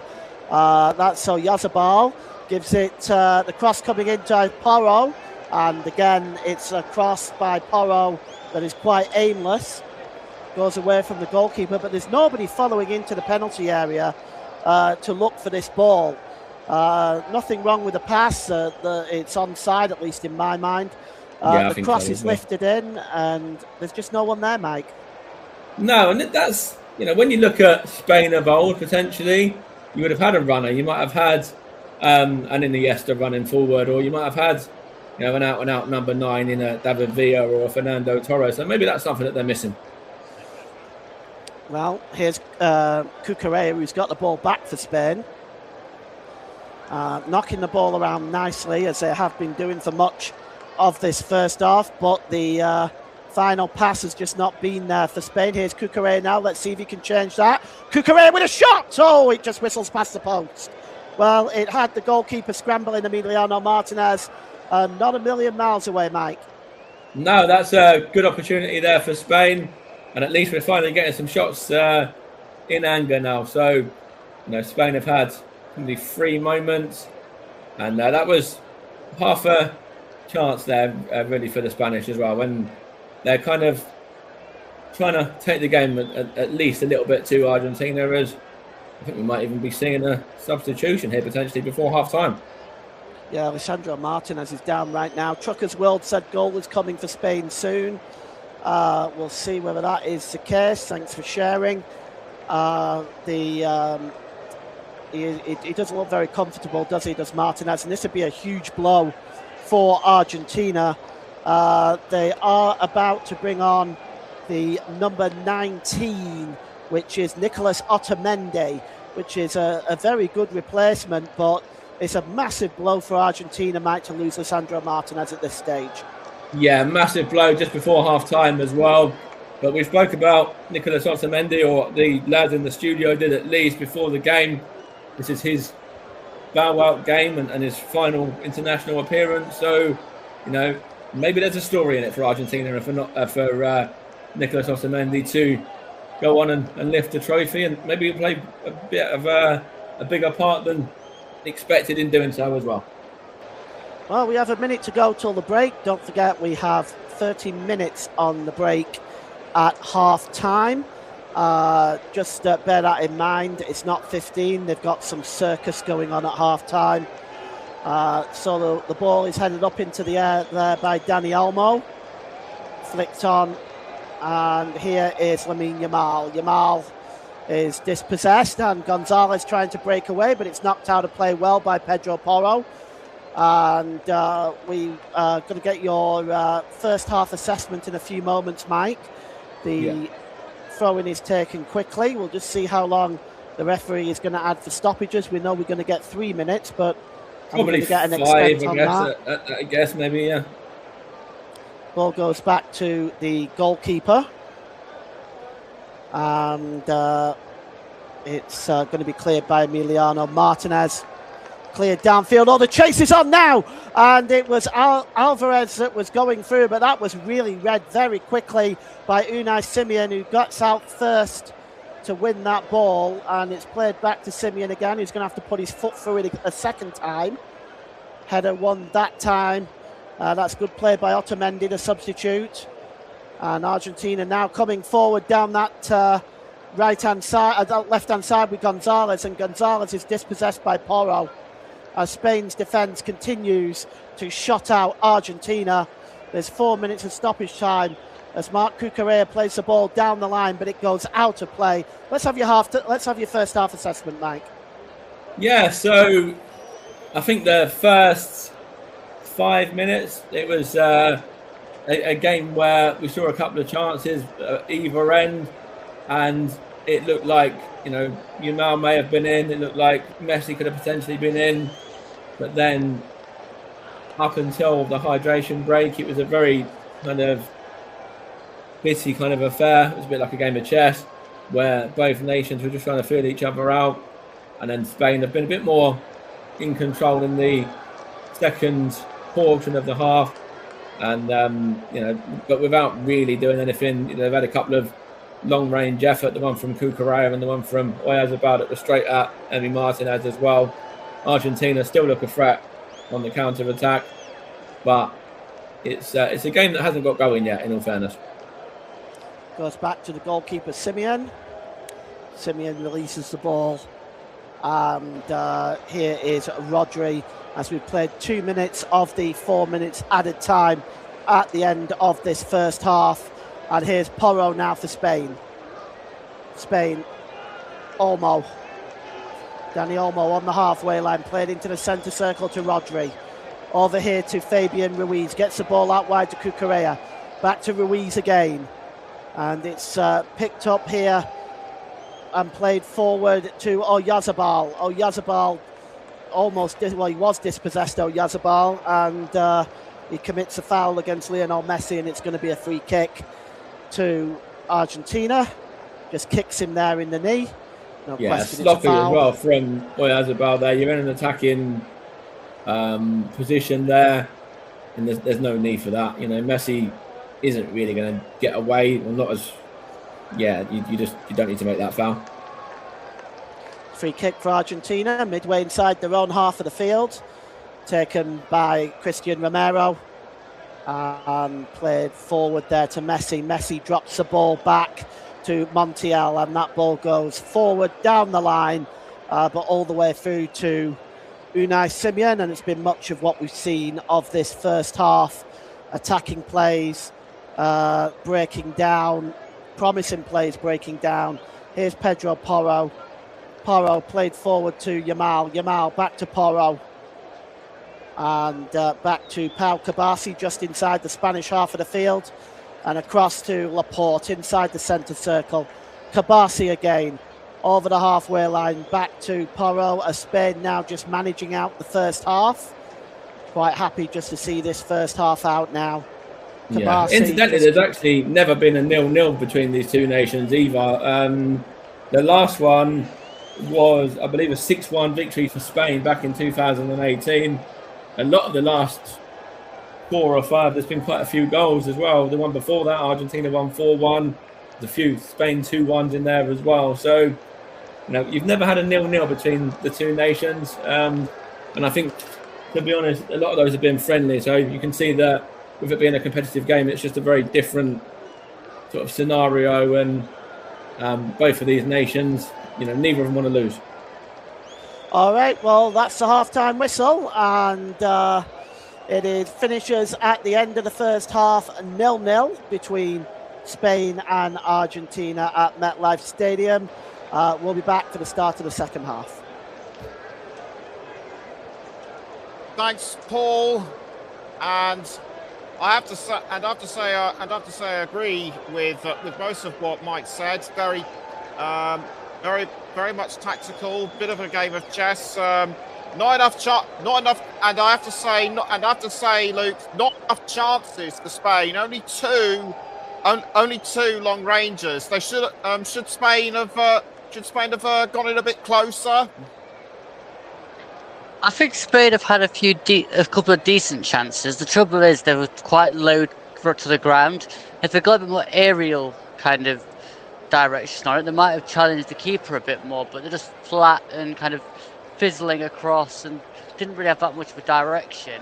I think, to be fair, it will suit Argentina because they've managed to keep Spain at arm's length, to not really use that much energy going forward. So that's probably, again, why they'll probably get to 70 minutes and then look to try and hit Spain on the counter if they've still got a kind of either this score or one goal in it kind of deficit. Yes, Dan. Argentina might have had possession for the earlier part of the game, but Spain may. But from what we heard in the commentary, Spain did have more control. That's right. Well, the possession has gone the way I thought, Nicholas. I thought Spain would dominate. Argentina would have their moments in possession. But what I wasn't expecting was the lack of chances created by both sides. I was hoping for a bit more goal-mouth action, a couple more shots on target at least. I think the way this game is going, it is going to, like Luke said, wait till the last 20 minutes. And I think it'll pick up then. And I think it'll be down to the substitutions that both nations make. Yes, and Russ, as Mike said, bit of a blow for Argentina to lose Lisandro Martinez so early on, but a necessity nonetheless to bring in the experience of Nicolas Otamendi, even though this is his last game. Will he be able to carry on? Will he be able to carry on for more than he had bargained for? You never know, Nicholas. I think since when going back to you mentioned about Lisandro Martinez, I think that is as Mike Graham said, I think that is a blow for Argentina. I think he has been one of their best players and one of their better players in this tournament, Lisandro Martinez. And I just feel like his presence at the back could be missed. But then you bring in someone like Otamendi, Nick, who you just mentioned probably the last game of his tournament. I feel like Otamendi, in my opinion, and other people will disagree, is a level above Lisandro Martinez, but Martinez has still got a bit to go to get to the level of Otamendi. So I don't think we'll see a bit of a difference in the way Argentina defend, although Martinez coming off is a big blow. He's been one of their key players at the back this tournament, but when Otamendi's come in, he's done a remarkable job as well, Nick, and I think he could have picked either one, and neither one we wouldn't have complained whoever started, whoever came on in that incident there, Nick, that we had. Yes, indeed. But as we go into the break, what will both sets what will both sets of managers be saying to each of the teams, Dan? I think De La Fuerte will be the happier of the two managers. I think that's based on the possession Spain have had. They'll be looking obviously to create a few more clear-cut chances. As for Scaloni, I think he'll be the less pleased of the two managers, and I think he'll be demanding more of an attacking threat from his side. I mean, I think they've defended very well. Both nations have defended very well. Both nations have closed the space down very well. But I think Scaloni will be very disappointed with what his side has produced going forward. So I think Scaloni will be definitely telling his players that, come on, you've got to create more. Because as we know, Spain could take the game away from Argentina, especially if they get that first goal. I could see a second goal for Spain not long after. They said yes, they could. Luke, Spain are looking to Spain are known for being very cool-headed and possession-based, relying on technical superiority, and Argentina, they're very battle-hardened and they blend high-intensity defensive pressing, transitional play, and clinical final third magic.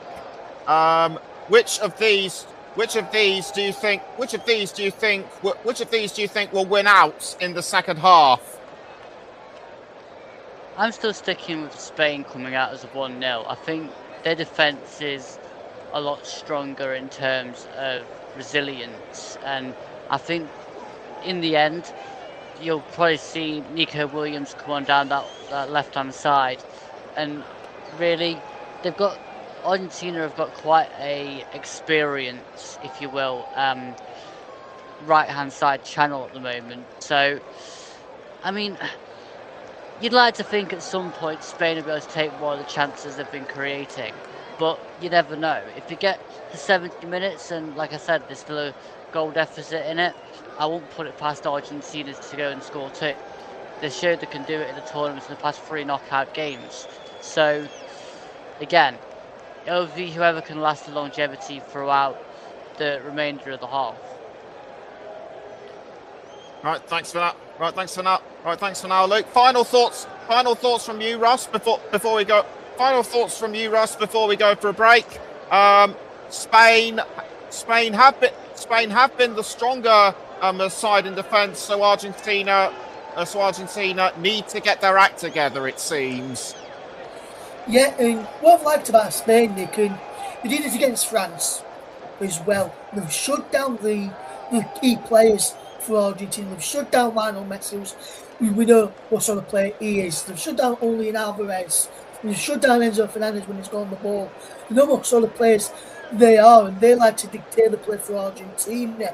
And they did that against France. They shut down Dembele and Mbappe in the front line for France in the semi-final did Spain, and we've done that again today against Argentina. And I think the Argentina need to get Messi on the ball a bit more, get Fernandez on the ball a bit more, get Julian Alvarez on the ball a bit more to create a bit of magic for them.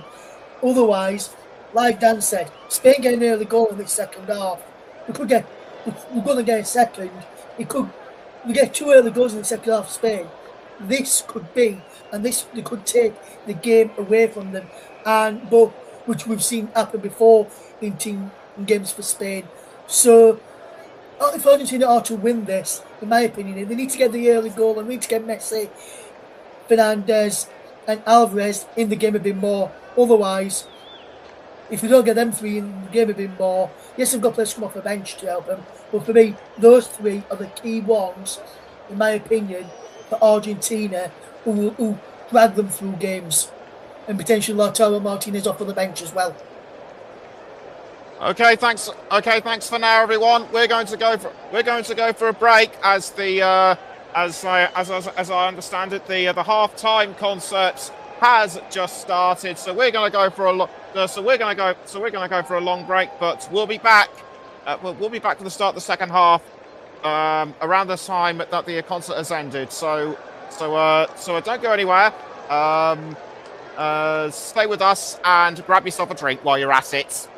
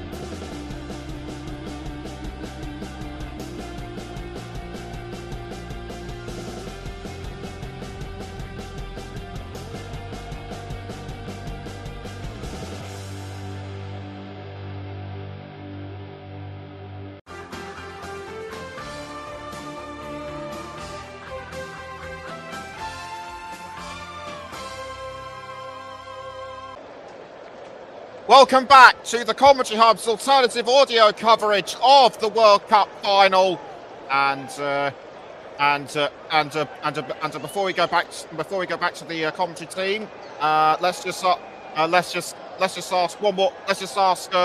ask everyone one more question, starting with Dan. One word. How do you see the second half coming? How do you see the second half working, Dan? Because both Spain and Argentina have come back towards the end of the game before. I can see it being pretty much of the same, to be honest with you. I know Luke touched on it earlier with Argentina winning games late on, but we know Spain can do that with the quarter-final and round of 16 games. I think it'll be pretty much of the same.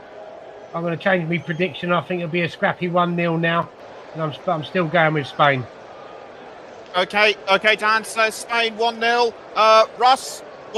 Russ, have you changed your prediction, or are you still sticking with it? I'm going to stick with it, Nick. I think it's going to be 2-1 to Spain. I'm sticking with Spain and sticking with 2-1, Nick, for me. That's what I'm going to say in the second half. And finally, Luke. Yeah, I'm sticking with mine. Everyone's sticking with their same prediction. So without further ado, let's go straight back to our commentators, Mike Harniman and Paul James. Thank you very much, Nick. Thank you, everybody on the panel. Welcome back, everybody. The paraphernalia has been cleared off the pitch. And finally, we can get back to what we are here to do, and that is play football. So Leandro Paredes, the only other player who plays in Argentina, he plays for Boca Juniors, is in fact their captain. He is readying himself to come on in just a moment. I'm just going to see who is going to come on for Paredes. Well, I think that's a really smart move, in all fairness, to get Paredes on, obviously a centre midfielder. And I think that's because they just want to try and get a bit of control in the middle of the park, because obviously Spain were quite dominant in terms of the possession, at least in that first half. Well, we're just waiting to see who it is he's coming on for. Well, he's coming on for Nicolas Gonzalez. So Nicolas Gonzalez is the one that makes way.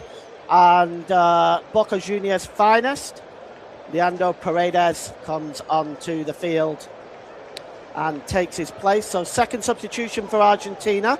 Second half is about to get underway now, with Spain attacking the goal to our left.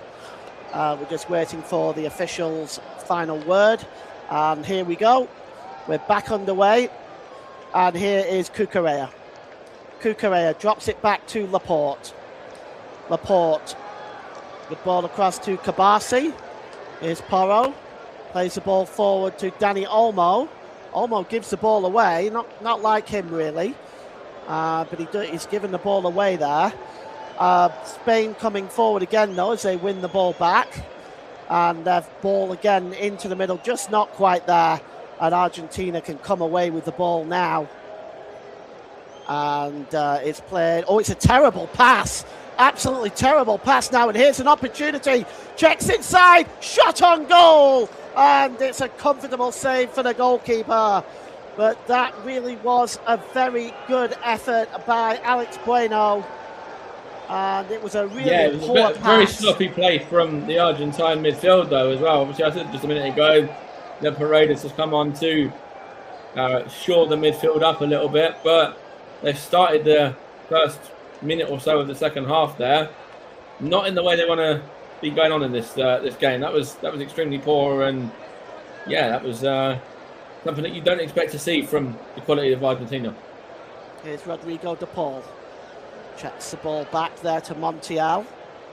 Messi. Here's Paredes. Back there to Romero. Romero, captain of Tottenham Hotspur. And there's the ball out wide. It's a good pass. It's played back into his own half of the field. And you could sort of see the way that was going. Romero's doing well so far. He's not got his customary yellow card as of yet either. Here's Rodrigo Laporte. Ball is played forward, chasing this one down the line here. It's Montiel. Montiel, oh, it's a good challenge there by the number 14, Amrit, the former player. Yeah, that's a really good tackle. He's It's got to a get that spot on, fine and he challenge. does. It's a fine challenge there.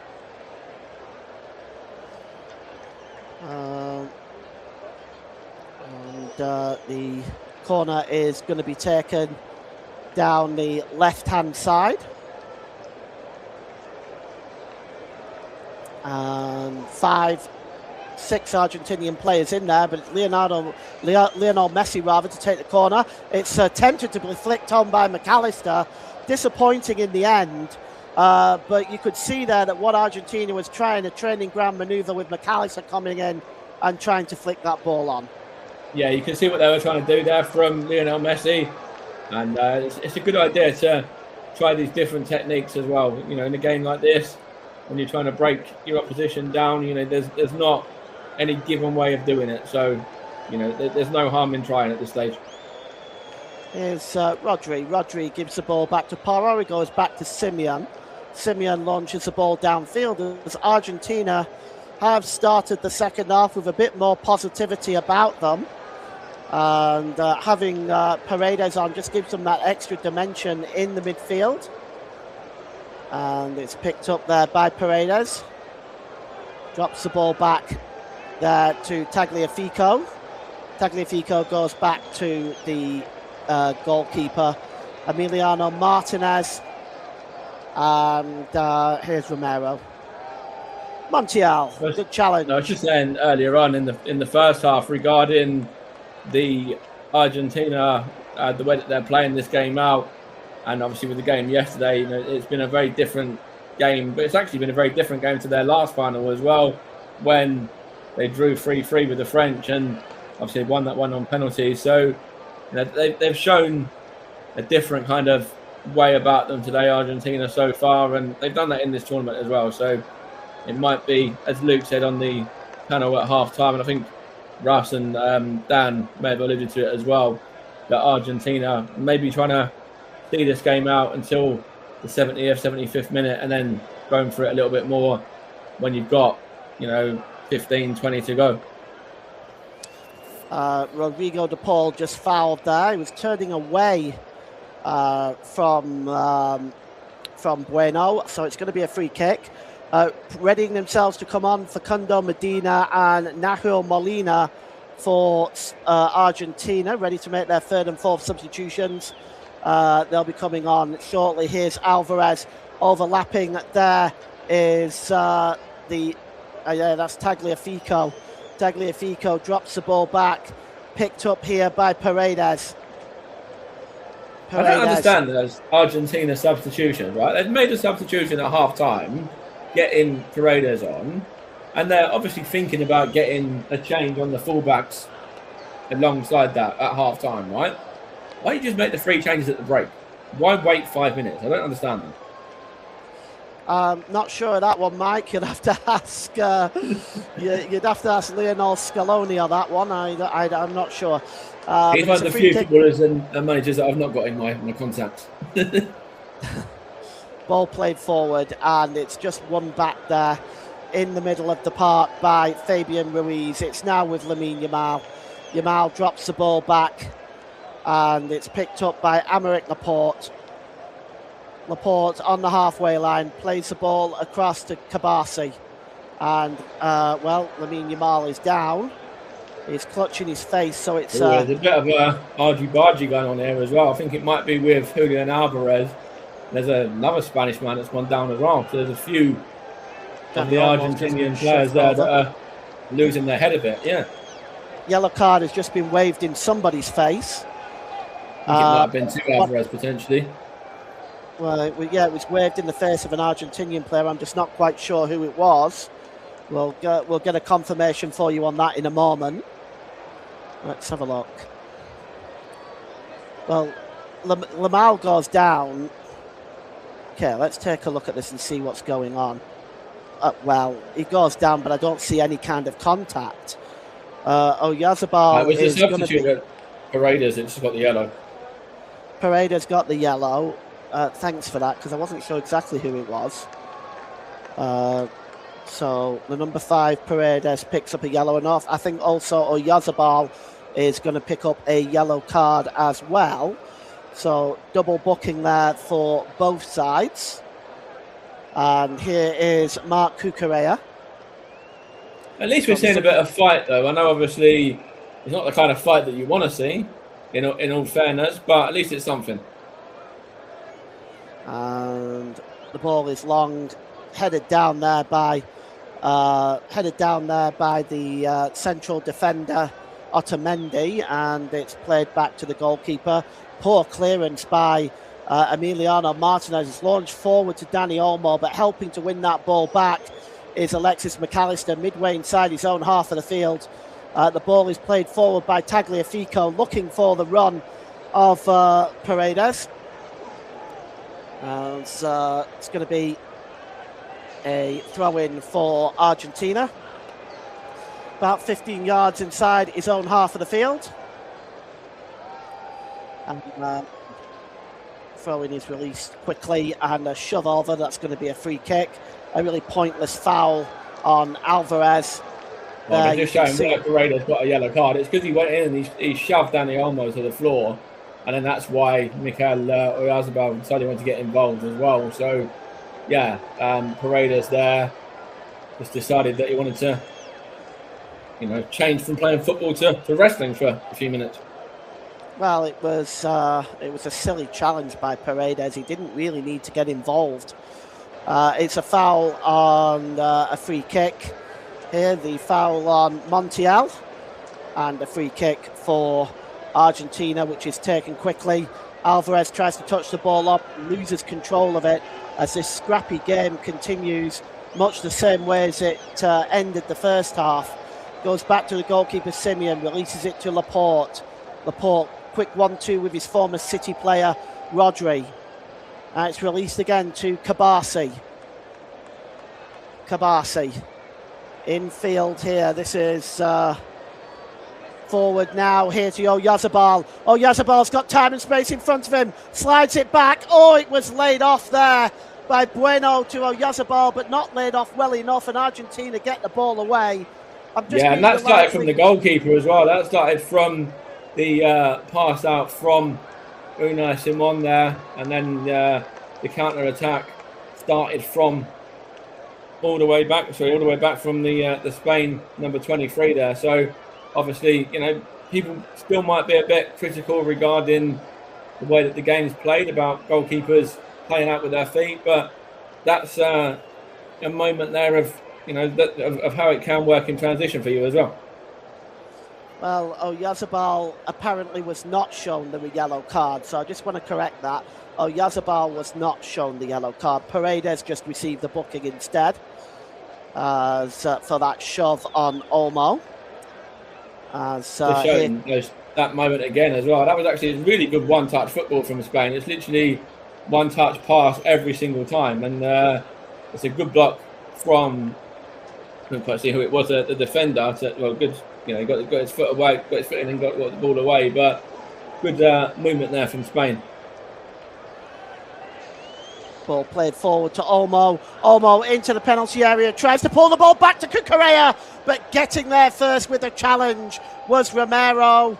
And what a super challenge that actually was, because running in was Mark Cucurella, following up on that.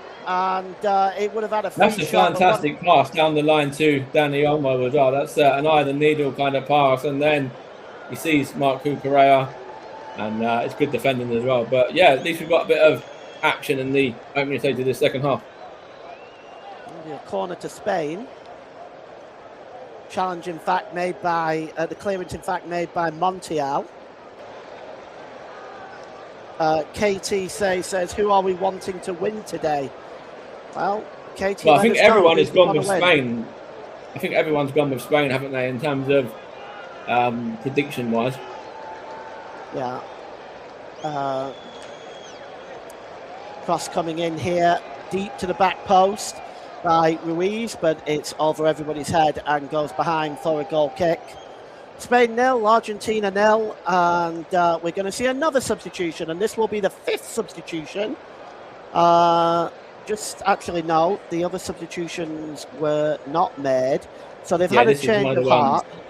Yeah, they're going to use the one out of the... They've had a change of heart here. They're not bringing on Medino, but they are bringing on Nahuel Molino for Montiel, which is interesting. Yeah, so that's a change up. Is it right fullback, I guess? Yeah. So Gonzalo Montiel, his World Cup is done, and he will. That will be him for this World Cup. He'll go back after this game and prepare for the forthcoming Argentinian season for River Plate. And you can hear some of the Primera Division from Argentina and the Brasileirão Serie A games. They're going to be coming up on the commentary hub as well, just so you know, in the very near future. Do join us for those. It's an exciting league, some exciting games coming up for you. We've seen a lot of that, haven't we, with the Club World Cup? Some of the nations, some of the clubs that were involved in that. So, we've seen the South American style, and it's very different to European, to say the least, I should say. Yeah, here is Aymeric Laporte, I should say, and it's Porro. Porro just holds the ball up on the centre line, gives the ball to Dani Olmo. Olmo midway inside the Argentinian half of the field, delivers the ball out wide to Yamal, who's also been quiet today, it has to be said. Here's Ruiz, and that's Rodri, gives the ball to Olmo. Porro checks inside, slips there, but the ball still manages to find Lamine Yamal, and in fact he gets a free kick for a foul against Paredes. And Paredes needs to be quiet here. He's got to be very, very careful, and yeah, absolutely, he's got to be quiet as well in regards to what he says to the officials, because he's already got a needless yellow card for that incident with the Spanish player all of about 5 minutes or so ago. Yeah, he just caught the back of the ankle there of Porro, and it's a free kick. Paredes walking on thin ice right now, I would say. He has to be very, very careful. Picking up that early needless yellow card is going to be a weight around his shoulders he doesn't need. The referee just trying to get the wall back. That's quite a funny little moment there. The referee's spray has just ended up in one of the Spanish players' faces. It was a bit of a... Yeah, bueno. Oh, dear. It's a free kick for Spain anyway. It's about 25 yards out, and I would argue it's probably closer to the corner of the penalty area than the D, but this is still a shooting position and a dangerous position. And you can see here Emiliano Martinez desperately trying to get his wall right. And just trying to think he might want to go from here. Well, there's Bueno, but also Lamine Yamal is over it. Bueno steps away. Here's Lamine Yamal. It goes straight into the wall, but back to Bueno. Bueno tries to get the cross in. It's blocked. Kept in play there. Really well done by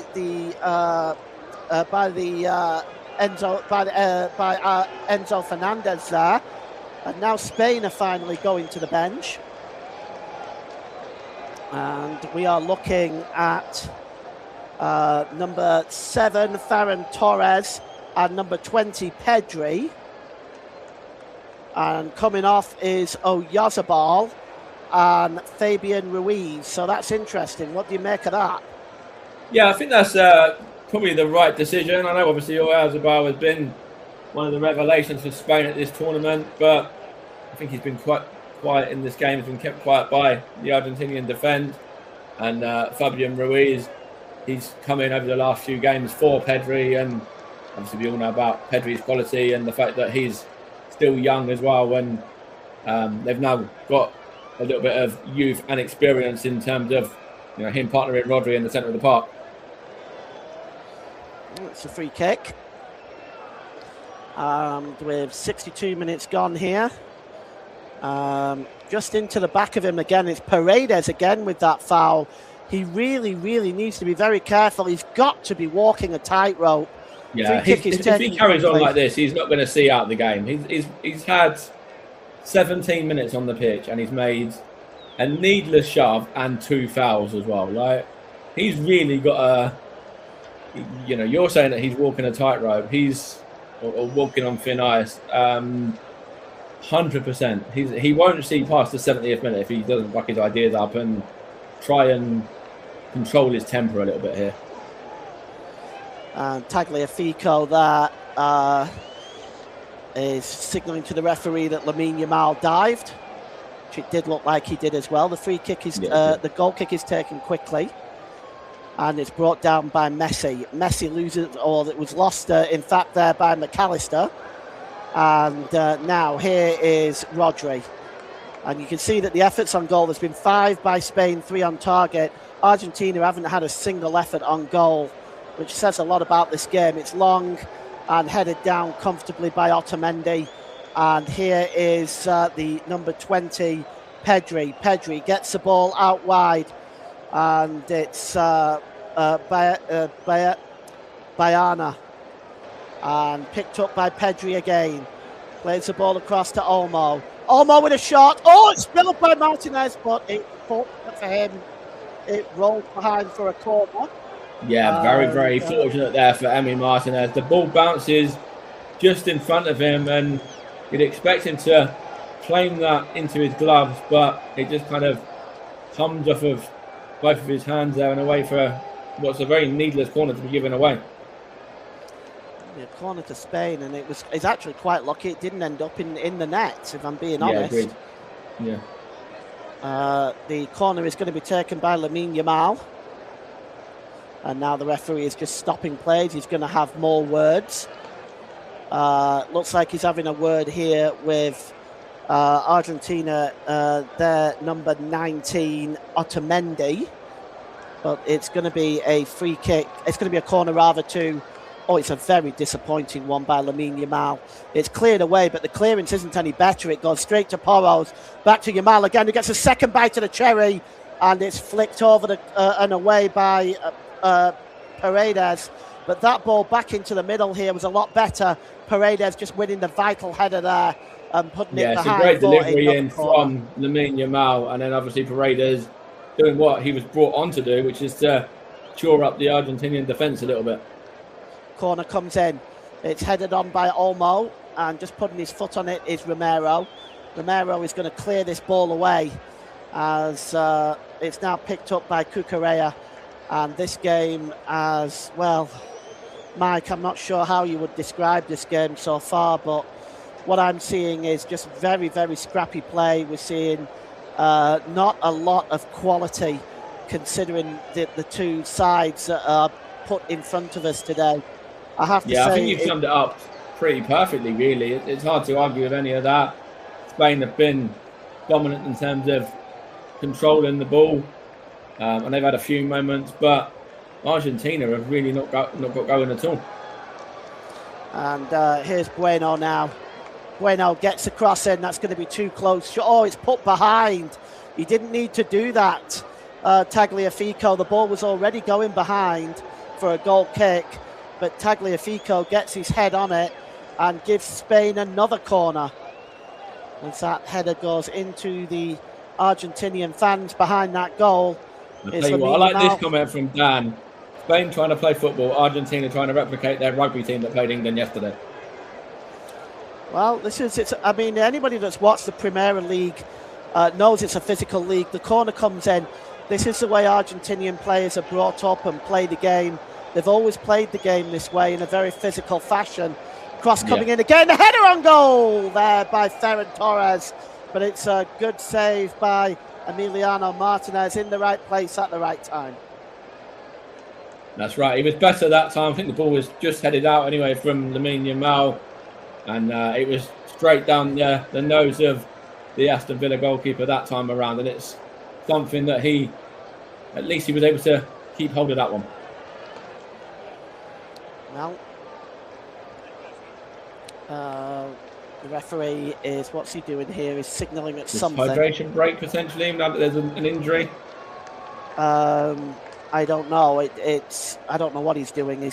But we have an Argentinian player down anyway, so perhaps it's a head injury hydration. They're going to have. It's probably a smart decision to do it at this time, whilst there's an Argentinian player that will get a bit of treatment during it. Yeah. Well, Mike, so far your assessment of the second half? Pretty much the same as the first. Spain have been dominant in terms of possession. They've had a few half chances. Argentina haven't got going at all as of yet. And, when you've got somebody like a Messi, of course you're capable of changing that in the blink of an eye. But Spain will be very, very pleased and very satisfied with how the game's gone so far. Argentina, definitely not as much so.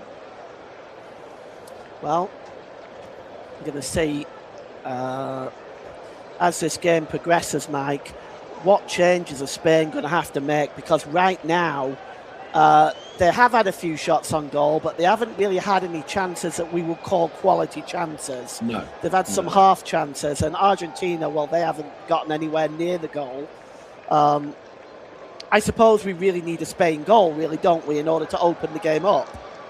Yeah, because then Argentina will have to go for it. Then, you might see them chuck on a Lautaro Martinez then, or somebody like that, in the hope to go and get an equaliser. But yeah, that man on screen there, Lionel Messi, obviously he's 2 behind Kylian Mbappe in the race for the Golden Boot.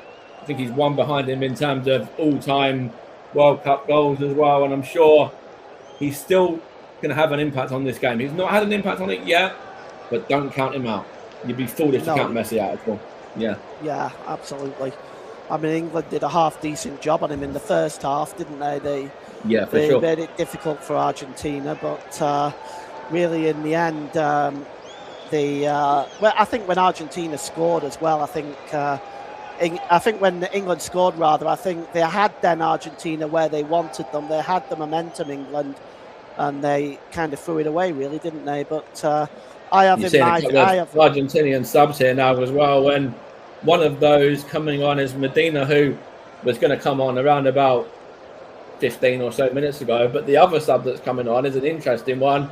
It's the son of Diego Simeone, and of course, we all know that he's been a fantastic player in his time back in what was it, about the 80s and 90s, where he actually appeared for Argentina himself, and obviously the manager now at Atletico Madrid. So let's see whether his son can live up to the name. Well, it's Romero and Laporte who are making the change, and that's the 5 substitutes now in normal time. If the game does go to extra time, each team will be able to make a 6th substitution, but that is the 5 substitutions there. Let's just go through those again for you. So Facundo, Medina and Giuliano Simeone are on for Argentina, for Christian Romero and Rodrigo de Paul. So far, Spain have used 2 of their changes, and it's back with Emiliano Martinez as Argentina now trying to put together a side that can maybe create something, maybe a chance or two, a smash and grab victory, which is all it really can be at the moment, the way they're playing. And the ball rolls out of play, and it's going to be a throw into Spain. And Luis de la Fuente there has got a look of concern on his face. He knows Spain expects the World Cup this time, and they were my prediction going into the tournament, and in my opinion I felt that they were good enough to win it. But here's Molino now for Argentina. Molino takes that throw in quickly, and it goes to Messi. Messi plays it all the way back to Otamendi. Otamendi back to the goalkeeper. And that ball is cleared downfield. As now it's played infield here. Back to the goalkeeper from Paredes. It's going to be interesting to see how Spain respond to these changes as well. Obviously, with Simeone coming on as an attacking threat for Argentina, I wonder whether the Spanish are going to look to counteract that with, maybe getting a Nico Williams on and looking to cause problems to the two new fullbacks in Molina and Medina that have just come on themselves. Picked up here. Long ball forward there by Medina, and out wide on the far side is Tagliafico. Drops the ball back to Medina. Argentina coming forward now, looking for options. And there is Molina. Molina and Medina are on. We'll have to be careful here, Mike. Messi I had that when I was doing the Argentinian game against Cape Verde, and in that game I had the two brothers that were playing for Cape Verde as well in central midfield, and actually I think we had all three Martinez's that played as well. So yeah, that was a difficult one to cover, but it was enjoyable. Picked up there by Pedri. It's now with Olmo. Olmo plays the ball forward to Lamine Yamal. That's good defending there by Tagliafico. And he has marshalled Lamine Yamal very well. And now here is Julian Alvarez. Alvarez over the halfway line, surrounded by three Spanish players. There just doesn't appear to be a way through for Argentina. It seems to me, I'm not sure how they're doing it, Mike, but it seems to me that there seems to be every three Spanish players for every Argentinian. They can't seem to move out there or create anything. It's amazing how Spain are playing this game, and it does look like they've got an extra two or three players on the pitch, doesn't it, in regards to the amount of possession that they've kept and the amount that Argentina are just not in this game really at all. Spain coming forward now with Lamal, plays the ball forward, but again, looking for perhaps that run was Torres, but you know what, again, the passing just isn't there in the final third of the field. And with 73 minutes gone, 74 minutes gone, I can't say that any side clearly defines winning this game at the moment. No, I tend to agree with that as well. I think that, but then you've seen that in both of these nations as well throughout this tournament. You've seen, especially where Spain are concerned, there were a number of games where they were petering out into getting into 0-0s and extra time. Mikel Merino has come up strong in, I think, 85 and I think 90 plus 2 in games. So I wonder if we'll see him. But there you go. The two men that I've just mentioned are the two men coming on, Nico Williams and Mikel Merino. So I'm not just a pretty face, Paul. I've got a bit of sense as well. Well, it's a smart change, actually, bringing on Merino, a pacey man at this late stage of the game. Olmo and Bueno are the men replacing them. So Olmo and Bueno are off. Nico Williams and Mikel Merino is on. Moreno, we know, is capable of getting goals. We've seen it at Arsenal and we've seen it at Spain as well.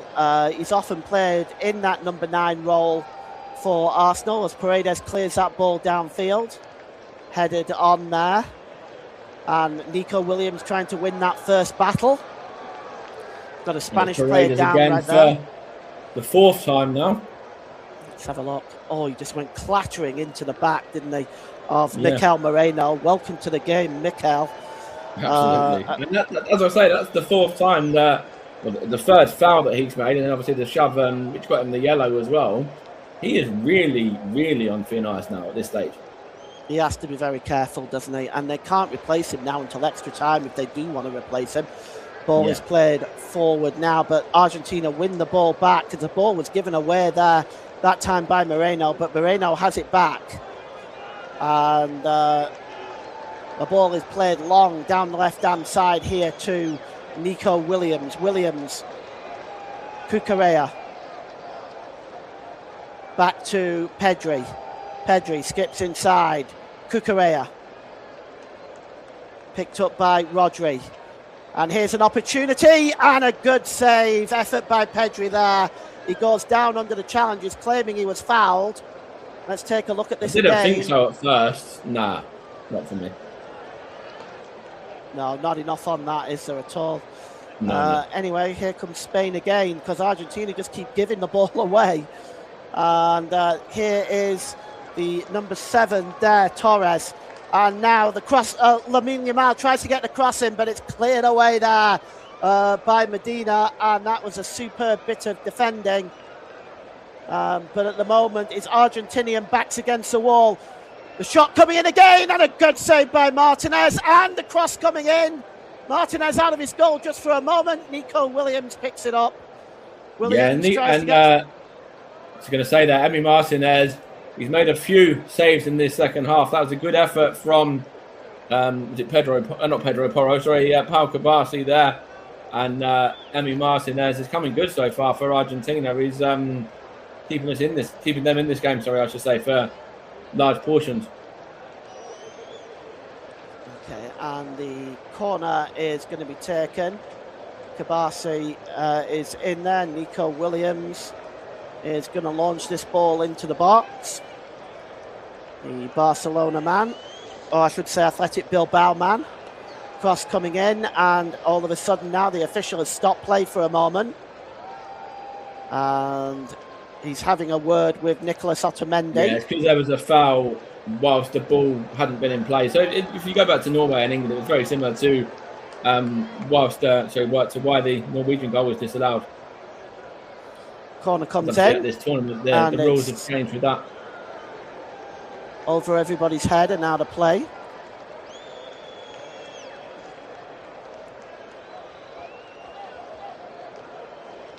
This corner coming in just over everybody's head. And while the header was trying to be gotten on by Pau Kabasi, but he seemed to move away from the ball on that header. But it's going to be a throw-in for Argentina. And it's going to be taken by Tagliafico as we tick towards the last 12 minutes of this game, Mike. And it's incumbent upon you to choose a man of the match. It's going to be so difficult to choose out of these two sides at this moment in time, because it's just been that there's not been any quality really on show. Yeah. And here is Aymeric Laporte. Laporte just drops the ball back here to Kabasi. Laporte holds up the ball. And Marc Cucurella plays the ball forward to Williams. Williams returns the ball back. Rodri. And it's Kabasi across to Porro. Porro plays the ball forward to Yamal. Here's Porro one more time. And it's Yamal. And so far from what I can see, as we head into the final 10 minutes, it looks like we might have 30 more minutes of this this dross, I'm afraid, Mike. It does, doesn't it? It looks very much like that at the moment. But as I said before, Spain have shown on a number of occasions that... Well, let's see now. The ball's going to come into the middle. Oh, and it's deflected and put behind for a corner. Sorry, Mike, carry on what you were saying. No, I was just saying Spain have shown on a number of occasions that when the game looks like it's petering out into extra time, they've come out and grabbed themselves a winner. And Argentina have won the game in extra time as well in this tournament. So let's see. The corner is going to be taken short. And here is Xavi. Good ball back there. Tries to get the cross in. There's a header. And it's at Emiliano Martinez.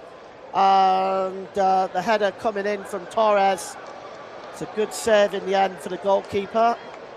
And the clearance downfield is not any better, just goes straight through to Simeon. And now then, what has happened now? There's been another insert off the play. Marc Cucurella by Simeone there, and it's, wow, probably like pretty much, what's the word? Assault in there almost, yeah.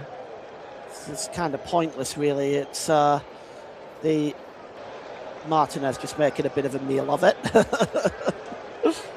As you do. Yeah, kind of funny, really. It's, but I mean, I would say if I was going to pick a player of the match myself, I suppose I would pick Martinez at the moment. But yeah, he has done well, hasn't he, for Argentina? I'm looking at a few of the defenders as well. I think that there's a few Spanish defenders that are in the running as well. But it is definitely a defender or a goalkeeper at this moment in time. There's no standout players in terms of attacking sense. It's Cucurella, delivers the ball to Nico Williams. Williams back to Cucurella. And, well, in fact, it was delivered rather to the number 20, Pedri. And that ball has been given away by Pedri as once again it breaks down. And Argentina gives the ball away again from McAllister. There's another foul being given. And a booking for Fernandez. Fernandez is then applauding the referee sarcastically.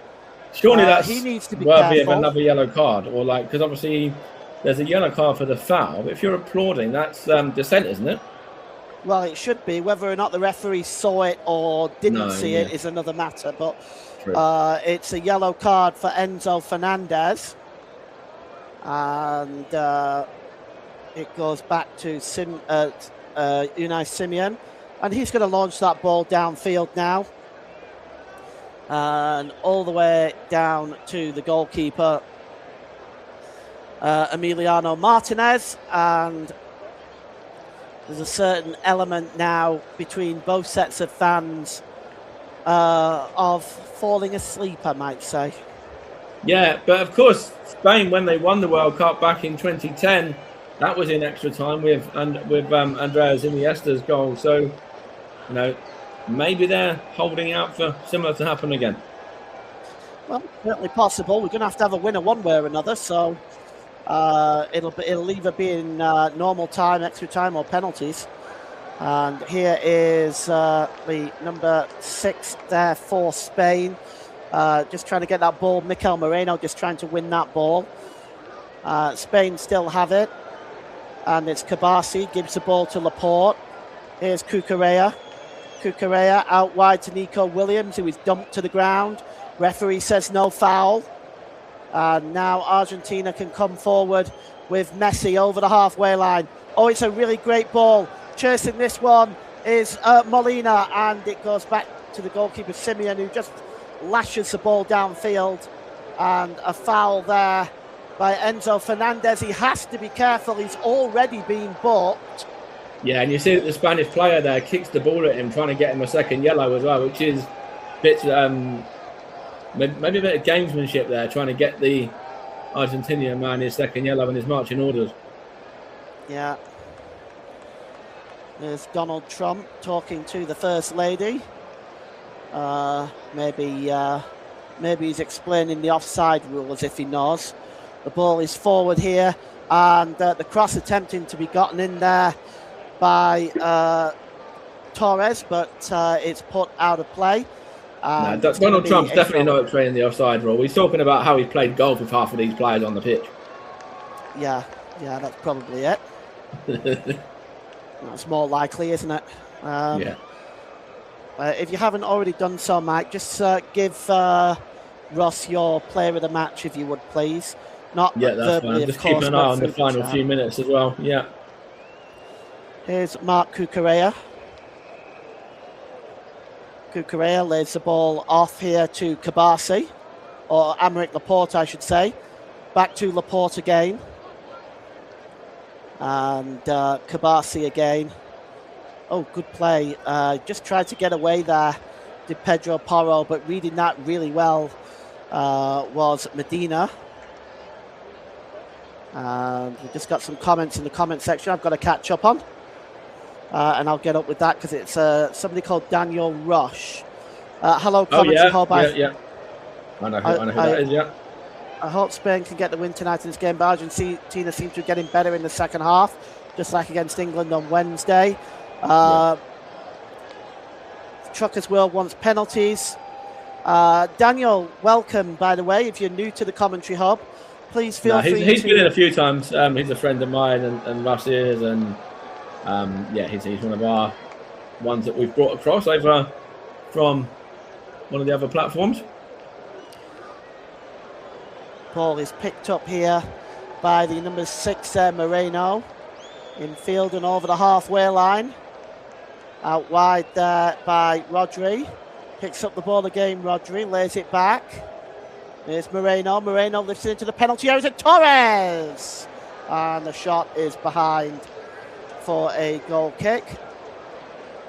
And just whilst I was talking about other platforms as well, if you haven't done so, then please head over to our socials. You can give us a follow over on TikTok and on Instagram at the Commentary Hub 92, and we're also we're also on X as well at Commentary Live 1. So just as I was talking about other socials there, it's worth plugging those. As we are going into the last 3 minutes here at the MetLife Stadium, cleared downfield by Emiliano Martinez, and at the moment Argentina still not really able to find a way through. Spain coming forward, and ball picked up there by Javi. Javi returns the ball inside his own half of the field. In the centre circle there is Rodri. Now Laporte. And it's a long ball over the top looking for Nico Williams. Nico Williams just fakes the play there and just tries to bring Moreno out of his position. And here is Rodri. Rodri gives the ball back to Moreno. Not Moreno, rather. That's Porro. And Rodri again. Rodri out wide to Williams. Williams plays the ball back there to Javi. Good play this by Spain. It's a long way out, but Pau Cabasi is lining it up. Ball into the penalty area. It was tried to be laid off by Moreno. Didn't quite work out. Here's Lamine Yamal. Yamal still Yamal. Gives the ball there to Rodri. Rodri finds Nico Williams. Pressure by Spain here. Nico Williams tries to sneak inside, but that is a good piece of defending that time by Molino, and cleared out of play. Throw-in taken quickly. Here is Aymeric Laporte. Laporte does a quick 1-2 there with Torres, but he gets the ball back to Laporte and gives it to Cabasi. Back to Rodri. Rodri's got space in front of him, has the shot, but it's disappointing, well over the crossbar. As we go into the last minute, Mike, why don't you give your assessment of this game and where you see it going? If you think it's going to go to extra time, where do you see it going in extra time? Yeah, I've got a strong feeling that it will head to extra time with the way that this second half has panned out. It's been very similar to that of the first half as well. And Spain, they've had a few half chances, but nothing really of note. And when you look at Argentina, that they've not got going at all as of yet. So, yeah, let's see whether we get any last-minute drama. But at this moment in time, it's very much looks like it's going to be headed towards the extra half hour. Well, is that Ozzy Ardiles there? I guess no. I thought I saw Ozzy Ardiles there for a second. I did to see Iker Casillas and Iniesta, and I think that was it Xavi there as well. Yeah, 4 minutes to go. 4 minutes of stoppage time in this one. And let's see if one of these sides can grab something before we are subjected to 30 more minutes of this, Mike. Free kick to Argentina. And it's about 10 yards inside their own half of the field, taken quickly there by Otamendi, and then goes back to the goalkeeper there from Medina. And Emiliano Martinez is just going to take his time, launch that ball downfield, and it's Medina again. They forward over the halfway line there. Messi launches the ball to Simeone, and Simeone hits the referee, and now the game is going to have to stop. Paredes is still arguing, and he's still saying things he shouldn't, and he should maybe just be quiet. There's a shove on Lionel Messi there. He just ran into the Spanish man who just body checked him. Yeah, wipe out there completely. Yeah. And in stoppage time, the free kick is going to take place midway inside the Spanish half of the field. Can Argentina snatch one here? This would be a huge shock if that was the case. It'd be their first shot on target, wouldn't it, in the whole game as well? Well, it would be indeed. And Lionel Messi is over this one. And Messi takes it short. And it's back to Messi there from Simeone. And the number 24 there is Fernandez. Messi goes down under the challenge. Play goes on. Forward there to Alvarez. Alvarez to Simeone. Simeone plays the ball across, but Simeone just gets his foot down to it. Oh, his hands down to it, I should say. The ball's played forward now, and it's 3-on-3 if Spain hurry. It's Nico Williams. Williams with a shot. Oh, my goodness me. He had Yamal all alone on the back post.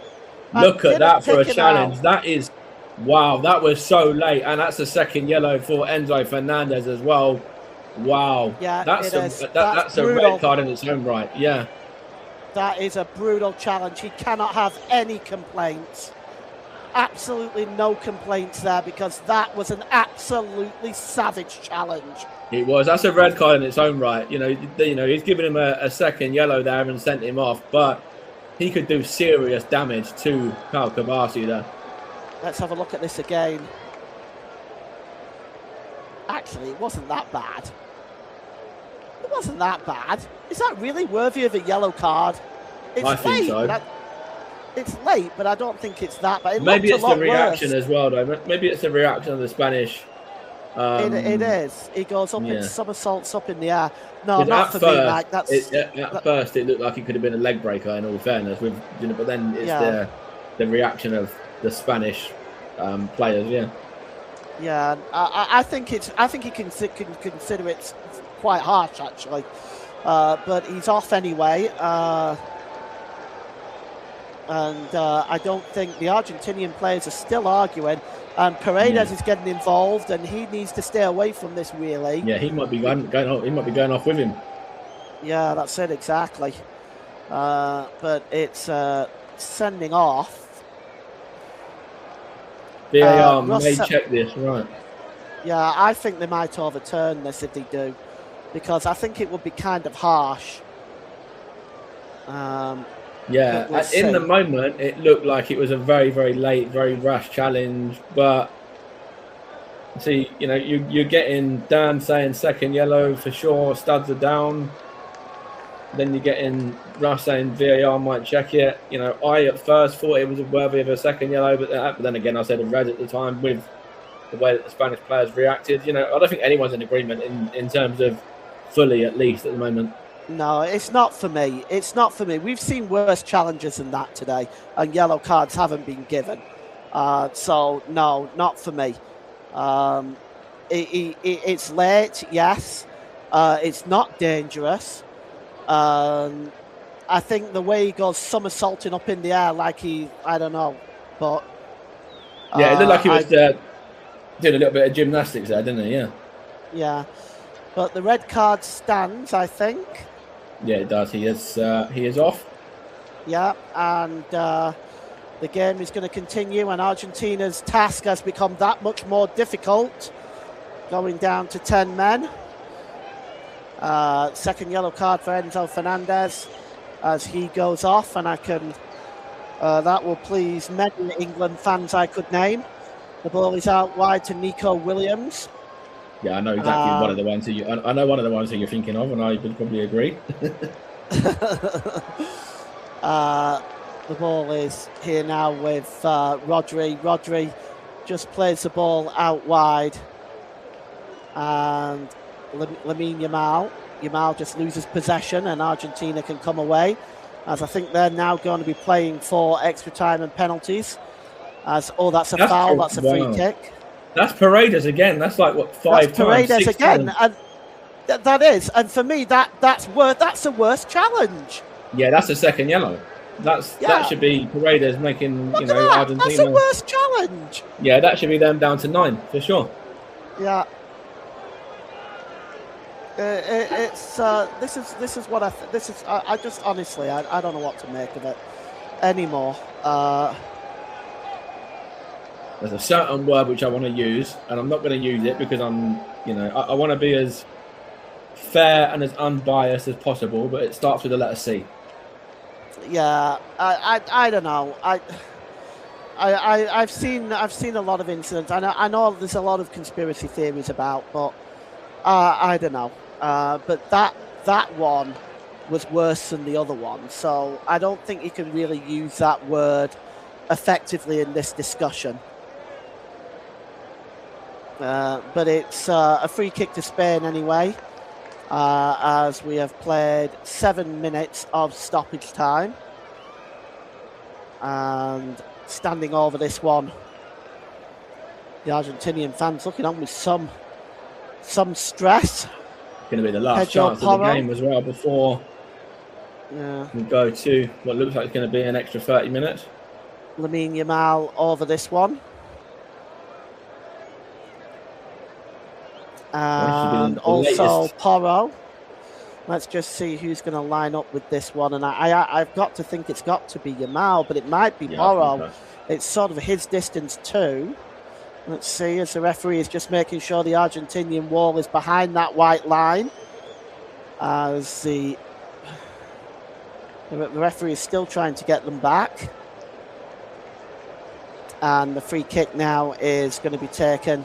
And it looks like it is Lamine Yamal. Oh, great save by Emiliano Martinez. Yeah, he's made a few in this second half, but that's the most important one and probably the best of the bunch as well. Yes, it just gets across to his left-hand side and makes a good save. Rebecca says, I do hope this goes to penalty kicks. Cross coming in. Oh, doesn't go to penalty kicks. Excuse me, Rebecca. Sorry. We're on course for it to do so at the moment because we will be getting the extra half an hour. That's confirmed now with the final whistle being blown there just a minute ago. All right, so we'll head back to Russ in the studio for a short time and we'll be back with you for the start of extra time. Thanks, Paul. Very flat second half, you must admit. But it is what it is. We go to extra time anyway, and Russ with Enzo Fernandez is sending off. Could Spain now have an advantage given they have an extra player on the pitch? I think they could do, Nicholas. You look at it, we come towards the end of that game and Fernandez was silly to go in for the challenge like that.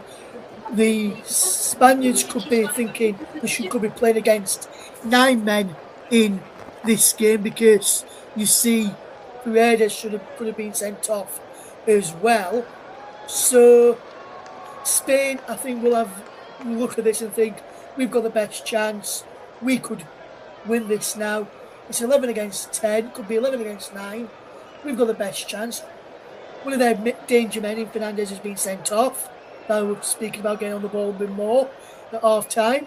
And there could be an option where they could get another goal in this, game, which could win it. And maybe it could be one who's won it some games before in Mikel Merino. Yes, Mikel Merino. We know what he's like. He scored for Spain late on. He scored for Spain late on before. Dan, do you think he could be the man to do it? He certainly could. I wouldn't put it past him. But I like the contributions of Ferran Torres when he's come on as a sub. I think Spain have looked a lot more dangerous in games when Torres has come on. So either Merino or Torres could be the match winner in my opinion, Nicholas. Merino, Torres, possibly the match winner for Spain. Do you agree with what Dan said, Luke? Yeah, I think Spain have probably got the best chance now, to be fair. Just on the sending off, I actually think it was a definite sending off. The guy, Enzo Fernandez, closes his feet together. Kibasi's getting there. It blocks him off. And when you're on the yellow card, it was a pretty dangerous tackle. So yeah, I think it was. I know that Paul decided it wasn't in commentary after seeing it again, but I definitely think it was. Russ, what do Argentina have to do to get over the shock of Fernandez being sent off and to get back into this game? They have proved themselves have proved themselves to be winners when their backs up against the wall. But is this an obstacle too many for them this time? I think it could be, Nicholas, but for me, they've not got Messi on the ball enough in this game at all, Argentina today. They need to get Messi on the ball a bit more, need to get some of the creative players on the ball a bit more, and maybe need to get Messi a bit further up the field. He's dropping back into midfield. That's not his game for me. He's normally on the shoulder of the defenders when I've seen him play recently, in majority of the time in this World Cup, or coming out wide and then running in. So they need to get Messi up that way. Otherwise, if he keeps dropping deeper and deeper, they're going to have no outlet, Nick, and they're going to struggle to play down the Spanish defence. Yes, yes, they could well do, and I think one reason why Messi has been kept off the ball so many times is, as Russ mentioned, Spain's defence. Dan, Luke, Dan and Luke, now that we go into 30 extra minutes, should Spain and Argentina step up their defence more? I think it's got to be much of the same for Spain. They'll have the extra man, so they could, Oh, excuse me. Sorry, Dan. I've got to hand back to Paul and Mike. I've got to hand back to Mike and Paul now. Sorry to interrupt. That's all right. Thank you, Nick. Second half now about to get on, or the extra time, I should say, about to get underway. Spain kicking to the right-hand side, get the game back underway. After 90 minutes, we have no goals. We've had very few chances, Mike. What's it going to take for the deadlock to be broken here by one of these sides? It's going to take more of the same from Spain, as I know Dan was just about to say there. They have been very much in control of possession. They've had a few half chances as well, and they've looked brighter overall throughout the game. Obviously now with the extra man as well. And for Argentina, I wonder whether we'll see maybe a Lautaro Martinez as their final sub they can make now with the extra change they can make in extra time, I should say. Well, here is Mark Cucurella. Cucurella gives it to Nico Williams, and now picked up by Xavi. I'm a bit surprised to still see Leandro Paredes out there. I know obviously he only came on in the second, well, at half time, wasn't it? But I'm surprised that Argentina have decided to stick with him on the back of the amount of fouls that he made and obviously being booked as well. Argentina just trying to bring the ball away, and there's another challenge here, this time by Tagliafico. Looks like he's caught Porro in the mouth there. That looked pretty unpleasant. Was it? I think the fouls. Has the foul gone the other way though? Was there a foul beforehand? Possibly, but it looks like he was caught there. I'm not sure that was absolutely necessary by Tagliafico either. No, it wasn't. And the free kick is going to be taken at any rate, and it's going to be Emiliano Martinez that's going to take it. He is midway inside the Argentinian half of the field. He's going to launch the ball long downfield, and it just goes over the head of Tagliafico and out of play for a goal kick. And well, I want to thank everybody for joining us. I know it's not been the best game, it's been dreadful in fact, but I want to thank everybody for joining us, spending time here with us, and hopefully the extra time will get a little better. We definitely do need that Spain coming goal forward as well, now. Here comes Torres. Torres pulls the ball back to Yamal, and it's cleared away. Sorry, Mike, carry on. No, I was just saying we need that Spain goal, and we need it pretty quickly, I think, as well, for Argentina to have to go for this. Argentina give the ball away. It's back to... And the header is in! Oh, no, it's saved! Oh, what a super save! Super save from Emiliano Martinez. And, you know, I said at the end of the 90 minutes that last one was the most important one and the best one. I'm changing my mind. That's the most important one and the best one. That is a sensational one-handed stop from the... Argentine goalkeeper there. Oh my goodness me, it was a cross from from Pedri, excuse me. The cross from Pedri, and it was headed, flicked on by Nico Williams, and a superb reaction save.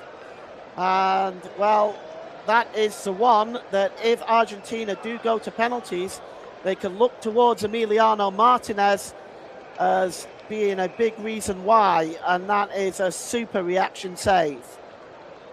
And I wonder if Nico Williams had a bit of a haircut, whether that would be 1-0 to Spain, you know, because, yeah, I don't know. It's one of those ones where he didn't really get a strong connection on it, but like, yeah, it's if he had a bit of a haircut, maybe that'd be a bit of a different story. Maybe. It's a free kick to Spain now. 16 attempts by Spain and 11 on target, but very few of them real chances. They're about to make a substitution as well, and they're preparing number 18 Martin Zubamendi to come on, another Arsenal player. First involvement for Martin Zubamendi in the tournament. It's cleared away by Paredes. Gets it into the Spanish half of the field. And out wide to Mark Cucurella. Cucurella to Williams. And it's back now to Rodri. And here's Pau Kabasi. Kabasi holds the ball up. Good ball there to Lamine Yamal. Kabasi. Long ball over to Nico Williams. Nico Williams checks inside, tries to just get away there from the number 26, Medina. But it's goes out of play for a throw-in as we played 5 minutes of extra time. Spain 0, Argentina 0. I think I'm going to give my player of the match at this stage as well. I know, obviously, I was thinking about it going into the actually, there's just a chance there for you a minute. His cross coming in by Porro. Oh, it's broken loose. Oh, a good save again. Williams, it's 1-0. And Spain take the lead. And wait a minute, no, the referee has said no. Well, I'm not sure what the infraction was there. It started with the goalkeeper, I think. Yeah, it started with a very good save from Martinez. Let's have a look. Let's see what's going on. This will get checked by VAR, though, as well. Yeah, I'd like to figure out what happened here, though. The ball comes through. It's just Otamendi.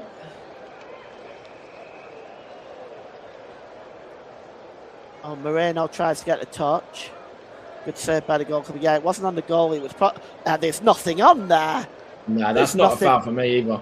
No, that's that for me is should be given as a legitimate goal. The goalkeeper, the Otamendi went down very easily there, and I don't think he was fouled at all. Let's see what is going to go on now. Surely VAR will look at this. They have to, yeah, surely. Let's see. They're still looking at it. I don't know what's to look at. If they're looking at the foul on Otamendi, that is so. It's not a foul. Yeah. Let's have a look. The ball comes right. So there's Otamendi. With Moreno, yeah. There's nothing. Yeah, there's nothing there. Nothing there. And then Emi Martinez is down. Yeah. No, this is going to create even more controversy if this is disallowed. For sure, yeah. I'm sure we'll all be hearing about it because I've tried to be a voice of reason about this and suggest that it's not being done deliberately, that it's probably some errors by referees. But you know, when you look at something like that, you can see it's been errors. There's been a lot of errors by referees, and you know that's fair. Like they're humans, and you know mistakes are made and stuff. For me, I don't know. I think there is an element of that to it as well. There's an element of both. Russ is saying VAR will not get involved here. 2 substitutions coming up now for Spain. So Zubamendi is coming on, and also the number 4 for Spain, which is Eric Garcia, is going to come on. And coming off is Rodri, the captain. And Emerick Laporte is coming off as well. But yeah, so as I was going to speak about at that time, just a few minutes prior, obviously before that ball was put into the back of the net, I'm going to give my man of the match to Emiliano Martinez, or player of the match for Emiliano Martinez. I think that no matter the outcome, within the 90 minutes, he was the man that, you know, with the amount of chances that Spain had and possession and everything as well, I think that some of the saves by Martinez have kept Argentina in this game, especially the one just at the start of this extra period as well. So yeah, I'm going to give it to Emiliano Martinez either way, no matter what, how the game pans out from here. Okay, perfect. All right, so the man of the match today, brought to you by Football Live, goes to Argentina's number 23, Emiliano Martinez. And here comes Spain now, and it is Lamine Yamal. It's across here to the substitute Zubamendi that's just come on, and it's launched into the penalty area. Trying to get under the end of that is Moreno, who seems to have moved in a centre forward position right now. And now Messi's won the ball, and surely that's a foul on Kabasi. Well, it appears as though VAR did not get involved in that goal. No, and I'm seeing it here again on the replay, and he's gone down there, Nicolas Otamendi, like, I don't really want to use the term I was going to use, but he's gone down there like he was assaulted, really. But there was nothing in that whatsoever, and I'm in agreement with you that goal should have stood.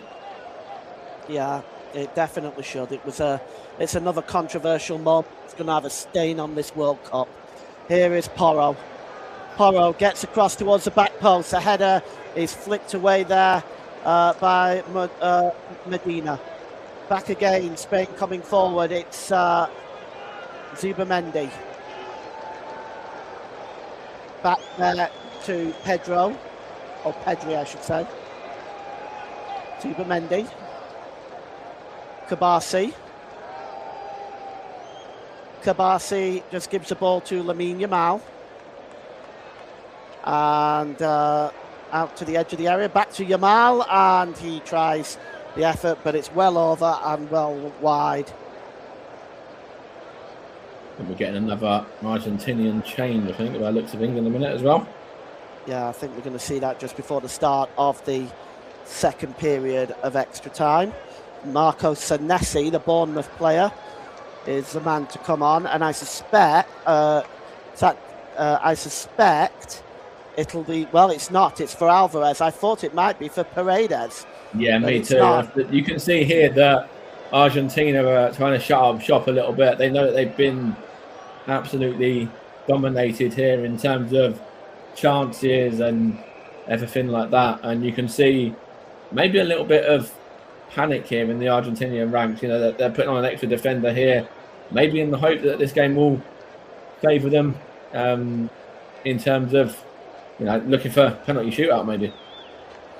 Possibly. Paredes would take a penalty, I suspect. So yeah. Maybe that's the reason to keep then again, so with Alvarez, I think, as well. Here comes Kabasi. Kabasi plays the ball to Yamal. Spain continue to come forward. And Zubamendi. Across there to Pedri. Out wide to Williams. Williams gets across it. There's a header! Oh, Mikel Moreno, what a chance! And he heads it wide. Yeah, that's the biggest chance of this game. And Mikel Moreno, you'd expect him to be putting that one into the back of the net. The way that he's been performing off the bench in this tournament, that is a gilt-edged chance there missed by the Arsenal man. Yeah, absolutely. Absolutely. Goodness me. That should have been 1-0. Now, might they come back and regret that miss later? What an opportunity for Mikel Moreno. But now Spain will come forward. They've still got 15 minutes at the end of this first period of extra time to try to create more opportunities. But goodness me, that's the best one they're going to get. Here's Marc Cucurella. And it's Pedri. They are getting closer as well, though, Spain. Obviously, they had the one at the start of this extra period that was saved by Emiliano Martinez, and then that one there from Marino as well. So they're getting closer now. Pedri to Nico Williams. And actually, of course, they've had the ball in the back of the net as well. Williams tries to have the shot, but it's blocked. And here's Lionel Messi. Messi plays the ball up into the air. Oh, and that's a foul there off the ball there by Cucurella on Simeone, and Simeone is rightfully agreed with that one. But the ball goes long, or they're looking for Lamine Yamal, who was in an offside position. And all of a sudden, we're going to have some disagreements between Yamal and something he must have said to the Argentinian players. Yeah, that was a flashpoint there, a needless one as well. Obviously, that's definitely a foul on Simeone for me by Marc Cucurella. I think that's, he's got every right to be wanting the free kick there. But then, yeah, there was an opportunity there for, I don't know what that was. Was it Yamal trying to get away from Tagliafico, and he's just kind of got pulled back and then didn't like the fact he was being kind of grabbed onto a bit. Well, yeah, I think he's probably said something to one of the Argentinian players, and it was right on that Argentinian side of the touchline. And Lionel Scaloni, the Argentinian manager, has received a yellow card, probably for something he said or did in that altercation. Yeah. And now the ball is at the back. We've got 3 minutes of stoppage time. I'm not sure where all that has come from, but 3 minutes of stoppage time at the end of the first period of extra time. And here is Medina. Medina just drops the ball back here. And Otamendi back to the goalkeeper. It's cleared downfield. And now Spain coming forward. And that's a good ball there that picks out Torres. Torres goes down under the challenge. The referee says play on. And flicked on by Zubamendi forward, but it's cleared and headed away. And now Messi. Argentina battling on with 10 men. And another challenge there, and it's picked up by Pedri. Pedri has the ball taken off him by Simeone. Challenge there. Messi gets back up on his feet. Messi plays the ball out wide now, looking for Medina down that left-hand side, but the ball goes out of play, and it's going to be a throw-in. Pedro Porro just taking care of business. He did really well, I did, Pedro Porro. And actually, I've got to say, it's a credit to the Spanish team here in regards to the amount that Lionel Messi's been mentioned on this commentary. He's been mentioned probably a handful of times, maybe a dozen times at best, and that's largely down to the way that Spain have played this game. They've really, marshaled him out of it and done so very, very well. Torres now and Tagliafico having a disagreement. Tagliafico went down almost immediately. It was a shove there by Ferran Torres. Tagliafico went down like he'd been hit by the number 9 boss. Yeah. And it goes behind, played off Simeone. And did that go behind or go out for a throw-in? It looks like it's a throw-in, which Pedro Porro will have to take down the right-hand side, right by the corner flag. Porro goes long with the throw-in. Headed on there by the number 2, Senesi. What I will say about this game as well, obviously Argentina have been very much the team that have had a lot of defending to do, and they haven't really got going in the attacking sense at all. But, I said it before, there's still quality players on show. You're not going to see Lautaro Martinez because of the changes that have been made, but you've still got Lionel Messi. He's the main guy. But then otherwise, you've still got the likes of Alexis McAllister and Simeone as well. So there's still an opportunity for Argentina if they do want to try and go for it a little bit here in the second period of extra time. But they are being cautious with the fact they're a man light as well. Right, so that's the end of the first period of extra time. Mike, you might as well give us your assessment of the first period of extra time? Spain should be in front for me. They, could have even been a few goals in front with the chances they've created. The one for Mikel Merino, the one just before that was saved by Emiliano Martinez as well at the start of the first period of extra time, and the goal that was disallowed by Nico Williams. So, yeah, Spain dominating this game now, and if there's only one winner for me, and Argentina have got to be looking to get this game to penalties and trying to win it that way, because if this was a boxing match, the towel would have been thrown in well before now. Yeah, it's been pretty one-sided for the most part. Still don't think Argentina have actually had a shot on goal yet. Let's go to the comment section. Rebecca said the goal should have stood as well. Daniel says 15 more minutes left on this. It's nerve-wracking to watch. Truckers World says full credit to Argentina. They battle and have held on. But we got 15 more minutes to play to see where this World Cup is going to go. And, well, Argentina, they shouldn't be doing this. They should just change ends. But Argentina are having a full tactical meeting right now. And I'm not sure that this is permitted under FIFA laws. They're supposed to change ends. Yeah, you're just supposed to get straight on with it, aren't you? Yeah. This is strange that the referee is allowing this, actually. Finally, the break up. We're still waiting. Yeah, well, Spain are ready to go. They've been ready to go for the last few minutes or so. Yeah. Argentina, on the other hand, they're not. And Messi is now making his way to the middle. But yeah, we're still no closer to knowing whether this game's going to go to Buenos Aires or to Madrid. We still don't know. Well, I mean, the chance for Moreno in that extra time period was the one, wasn't it? Yeah. The goal disallowed, of course. It wasn't even, according to Russ, it wasn't even looked at by VAR. So I mean, it's this. I don't know what to make of that. It's very hard to argue against the conspiracy theories when I see something like that. But there you go. That's all I'm going to say. We'll see how things pan out in the close of this game now, and if it does go to the penalty shootout as well.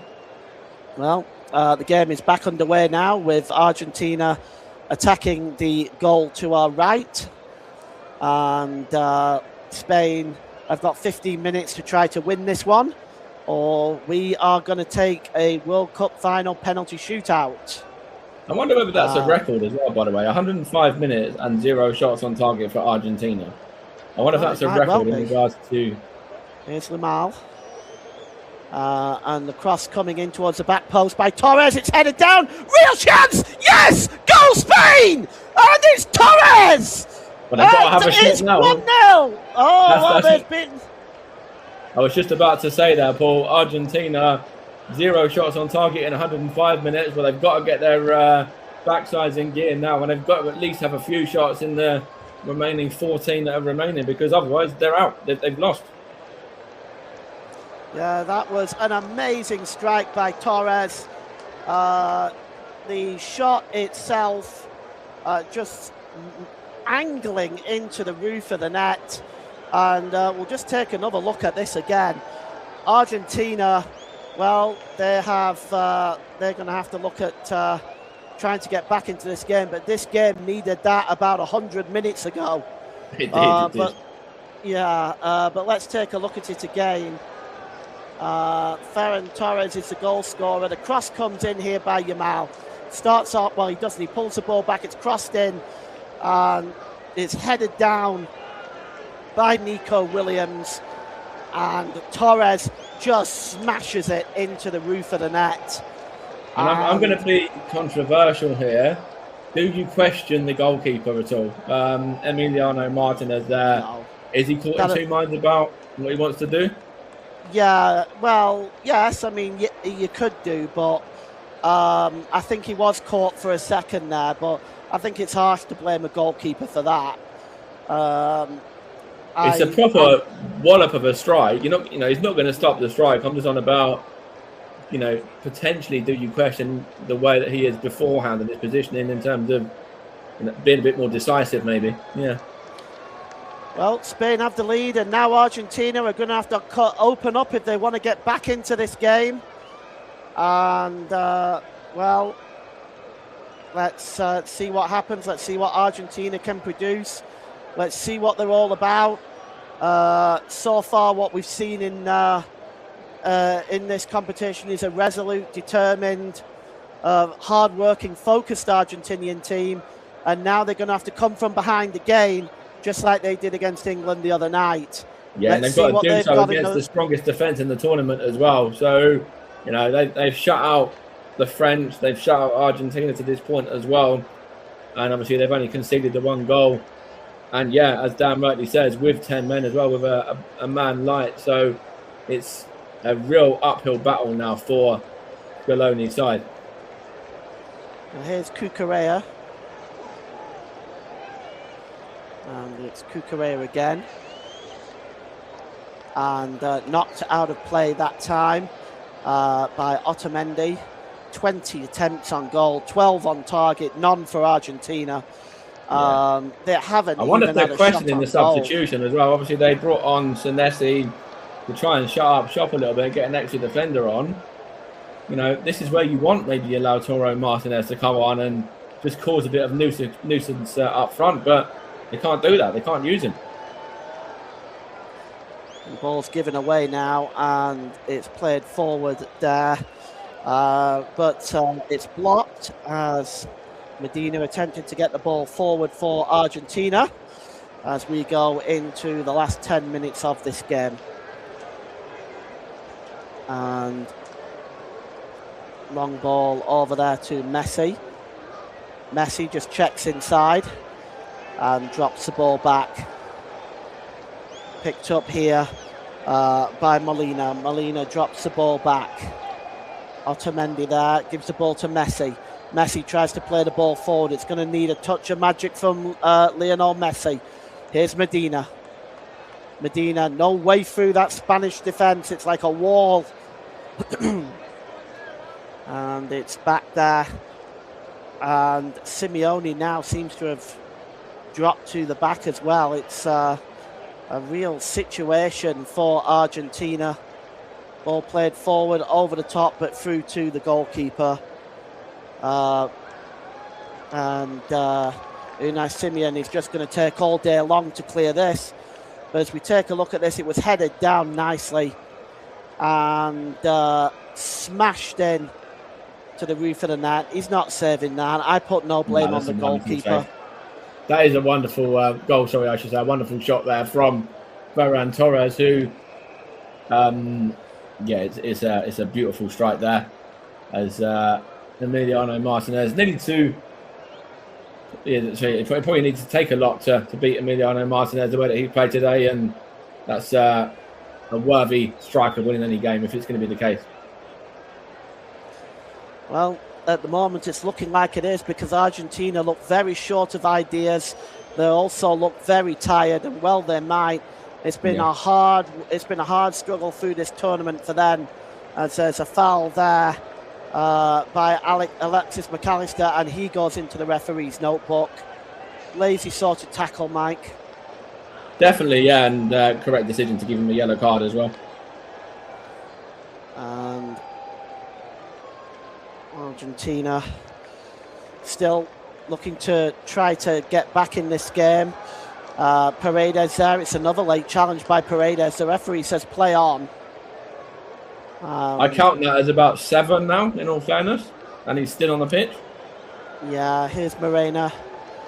And Spain are looking... it's Spain's to lose now, really, because I don't know how Argentina can get back into this in its remaining 8 minutes. No, the only one they've got to rely on is Lionel Messi now. I'm not sure where...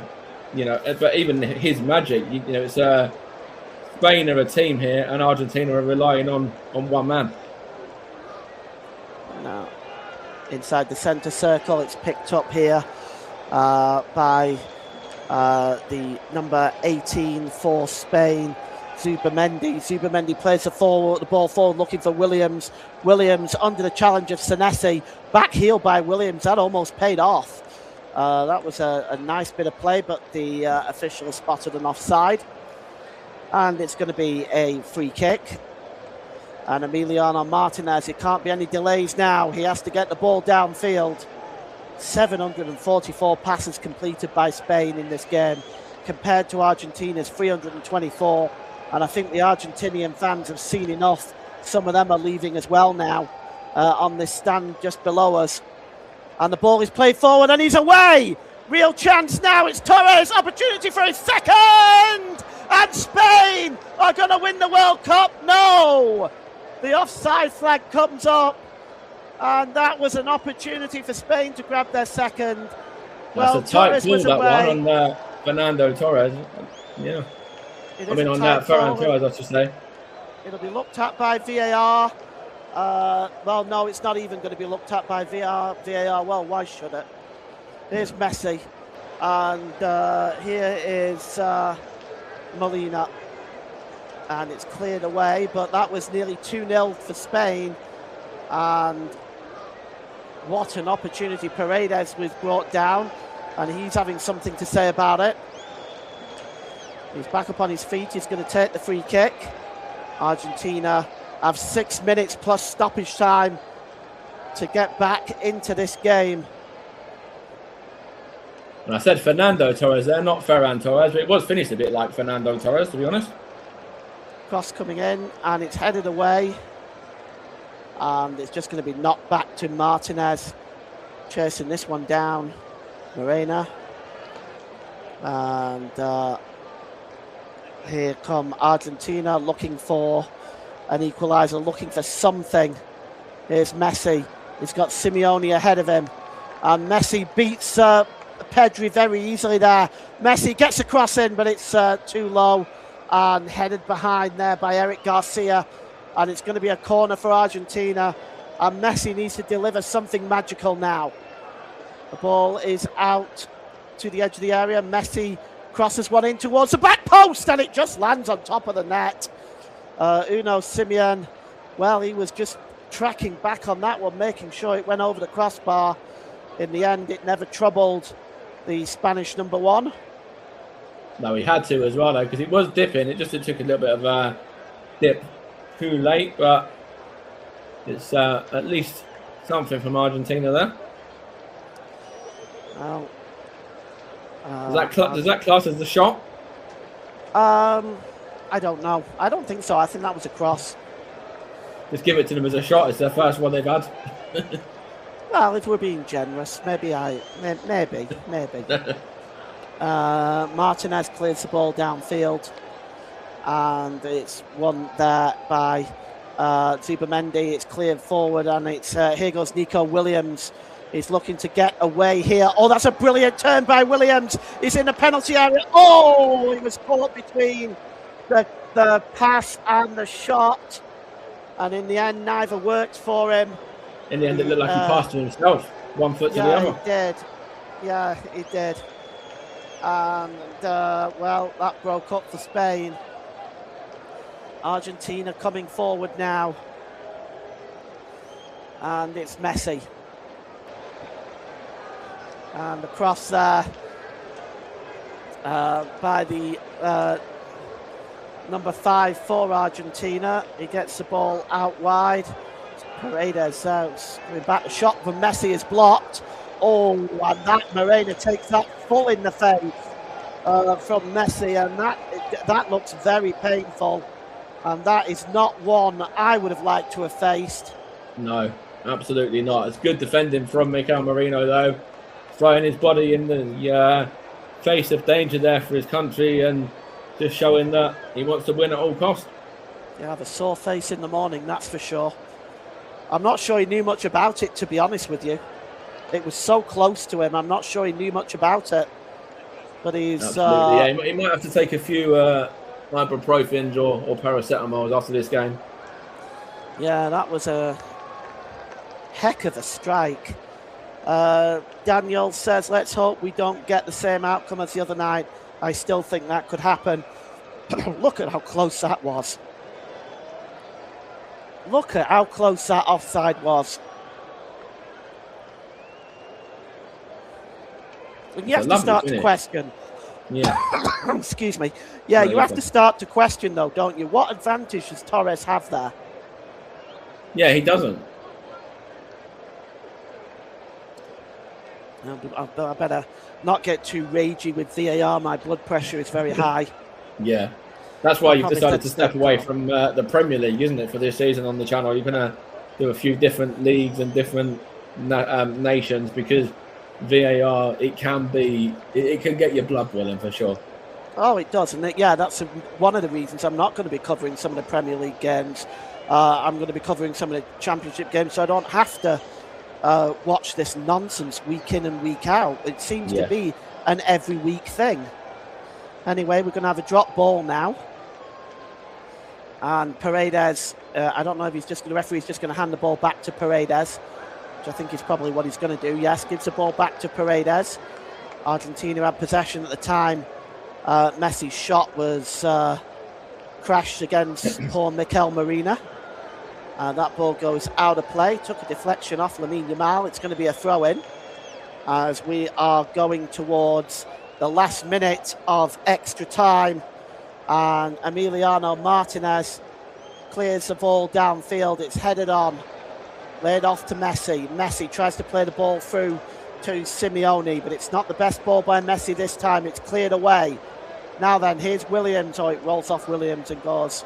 It's actually a free kick given to Argentina for a foul. And just taking a trek back or two is Messi there.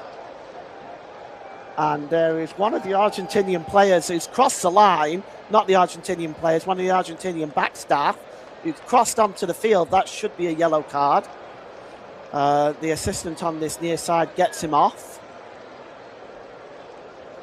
Free kick is going to be taken by Messi. And he gets the ball back, does Messi now. Oh, that's a really good ball to Simeone. Simeone gets a cross in! Oh, it's turned just wide! Oh, Senesi of all people was lurking in there. Oh, what an opportunity, Mike. Yeah, and it's a great tackle. Oh, sorry, great block, from the Spanish man there as well to get it behind for a corner. Yeah, that was absolutely superb piece of defending. Messi's going to deliver it again as we go into stoppage time at the end of extra time. And I have to say, there's going to probably be about 2 or 3 minutes, I would say, just because of the Morena thing. Yeah, at least. Yeah, but the corner's going to come in now. Let's see what happens. Messi launches the ball in, and it's bouncing around there. It's still bouncing around, and finally it goes behind off a Spanish player. I'm not even sure. Medina got the last touch towards goal, but I think it's 5 minutes of stoppage time. It is, yeah. And Messi's going to have another go here. He goes short this time. And the Argentinian I think he's got to retake it. I'm not sure what happened there, but he's got to go again. The Argentinian fans are absolutely head in hands at the moment. They are angst-ridden as Argentina are desperately looking for a way to get back into this game. Messi with a corner, it's flicked on. Here's a chance! Oh, over the crossbar! Oh, an opportunity for Simeone. And he puts it over the crossbar. And there's Argentinian heads in hands. What a chance, Mike. Yeah, finally Argentina are coming to life. It's only 120 or 119 minutes too late, really, for them with the couple of chances they've just had. But at least they're going to go out of this game and, finish runners up here with a little bit of a fight. Just they've left it far too little, too late. Well, he was sort of leaning back when he struck that shot, really. Here is, excuse me, my voice is going, Martin Zubamendi. And Zubamendi looks the ball forward. And it's won back by Argentina. Tagliafico is just going to drop that back to the goalkeeper. He's going to have to launch this downfield now. And there's another Argentinian player down. It's going to be a throw-in. It looks like Argentina have chucked. Is that Nicolas Otamendi? They've thrown him on as a extra forward at this point. Well, I don't think they've any option, really, do they? Here's Messi. Messi plays the ball forward to, there's a number 24, Argentina, McAllister. And even they're all in an advanced position. Medina just trying to get the ball in, but it looks like he's in an offside position. And Simeone running to get that ball. All of a sudden, there's no time wasting by Argentina now. As we take a look at Simeone's effort again, he was just leaning back, wasn't he, Mike? Yeah, he was. It's an opportunity there for Argentina, though. As I say, at least they're going out with a little bit of a fight now. And but it does look like it's going to be heading to Spain as things stand, at least, with just only, about 2 minutes left? Well, the ball is cleared downfield. Never say never in these games. That's what I've learned, often with bitter tears. Ball is launched forward. And cleared again forward by Otamendi. And now here's Messi. He's inside his own half, Messi. He's just taken a breather for a moment here, or rather time to think of where he can launch the ball. He puts it into the penalty area, but Unai Simon just comes out and claims that ball with authority, as Spain have just shut Argentina out of the room today. They really have as well. It's been a really one-sided final. You know, I did not expect to see Argentina as poorly as this. We're playing as poorly as this, I should say. You know, as you say, Spain are, were one of the favourites to go on and win this tournament, as were Argentina as well. And there's, a few other names involved in that conversation. But for a final, Argentina have been, I don't really know the word, dreadful, really. They're just trying to get their hands on the ball now. Going over in the challenge there is Otamendi, and it's going to be a free kick, and it might be Argentina's last chance. It might be their last roll of the dice. And the ball is about 5 yards inside their own half of the field, and out comes Emiliano Martinez to take this free kick, and he's going to launch the ball forward. It is really last chance saloon now for Argentina. The ball launched into the penalty area, headed out and cleared away by Torres. And that's it! Spain are the 2026 world champions! They win the World Cup for a second time. And this World Cup, they have been unstoppable. And Argentina, even Argentina, in the work and commitment and pride they've put in that team, they have not been able to overturn Spain today. Mike, let's have your assessment of the game. Yeah, I think it's the right outcome. I think Spain deserved the victory. I think it could have been more than the one as well in extra time. I think that they were the better side and comfortably the better side as well. And just like the 2010 World Cup, it's going to Spain with a extra time goal again. And it's a 1-0 scoreline as well, just like back then when Andres Iniesta scored. And this time, Spain dominant in the final. And Lionel Messi there and his Argentinian counterparts can look on, and they can't have any qualms about this. They've got to look on the tournament as a whole and say, yes, we've had a fantastic tournament, but even somebody of Lionel Messi's quality wasn't able to break down the resilient Spanish defence. And again, they've still only conceded that one goal at the tournament as well. And it's a brilliant tournament for them. They're going to certainly be ones to watch for a number of years now. And of course, the next Euros as well in 2028, they'll be favourites to go on and keep their crown there too. But the European champions of 2024 and now the world champions of 2026 as well. And we'll leave it there and come back to the studio, I suppose, Paul. Go ahead, Nick. Thanks, Thanks, Paul. Thanks, Mike. Well, Spain world champions for the second time. And there is going to be a very, very long fiesta for the people wearing red and yellow. I can tell you. And Mike and Paul said Spain were deserving winner. Mike and Paul said Spain were deserving winners. Gentlemen, would you agree on that one? Certainly. I think Spain really outstanding this evening. Good in possession. Start of the second half, they started to create more. Ferran Torres and Merino coming on give Spain that extra bit of danger going forward. And they prevented Argentina from getting going. I mean, the only shots they had was in the last couple of minutes of extra time, I believe. And, you know, you really do have to look to Spain. And let's just hope that Argentina can show a bit of graciousness at the end here. They probably may have done. Russ, do you agree with what Dan has said? I do, and I agree with what Mike and Paul said.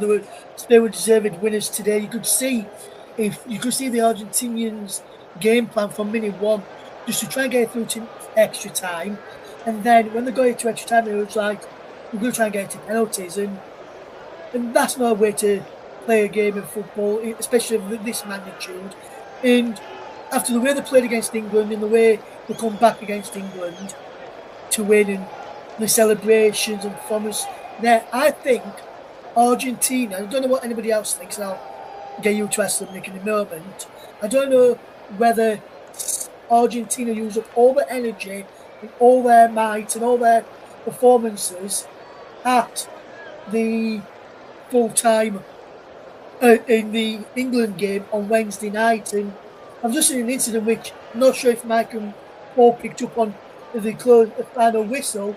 The Argentinian players have come across, started off with Alexis McAllister, Nick, where they come across, bumped into Rodri, and then all of the Argentinian players were fighting with the Spaniards at the full-time whistle. And one of the main instigators was Paredes, who should have been sent off in the actual game of football as well, after the incident between Alexis McAllister and Rodri. So it'd be interesting to see what happens with those at the end of the game there. But overall, Nick, I think Spain are deserved winners. That is absolutely crazy. And that is something I too did not see. Luke, do you feel that Argentina used up all their energy, and by the time used up all their energy, and by the time they tried to get back into it, it was already too late for them?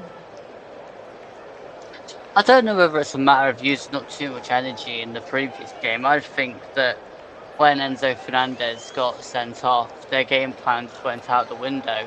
I mean, until that point, I think both sides were pretty evenly matched. And then you lose a player, and then, to be honest, it was probably always going to go Spain's way. They got the extra man. That's how Ferran Torres got the space in the box. No one picked him up because they were picking up other players. So I think that was the big incident that probably enabled Spain to have the advantage. You could be right, and Russ, Russ, as well as me, we've seen Luis de la Fuente, and before we go into the trophy presentation, Russ, you've seen Luis de la Fuente develop Spain over the past few years. I think everyone has around here as well. So what can he take? What can he take with La Rojas going into further games, and of course the upcoming Nations League, and indeed Euro 2028? Well, he can take pride from this performance. They put a really good performance today. And not only today, through the entire tournament, to concede only one goal in the entire tournament, shut out Spain, shut out France, should I say, and shut out Argentina, who are probably two of the best teams up there in world football, Argentina and France. To do that with a master plan like he's done, is absolutely fantastic, and he has done a remarkable job there. He was the only 21 coach coming to the senior role, Nick. I'm not sure if many people remember that, and he's done a fantastic job there with what's been a remarkable job in this tournament. Pay the right players, and something which Tuchel didn't do in this tournament, and so to bring England fans down listening to this, he used these substitutions and his squad for the right moments, and he didn't go defensive, he went more attacking, and that's what helped them get over the line in the end in this game today, in my opinion. Yes, I would have to agree. They were more technically minded than England, and indeed some of the other teams. The trophy presentation is imminent, so let's hand back over to Mike and Paul.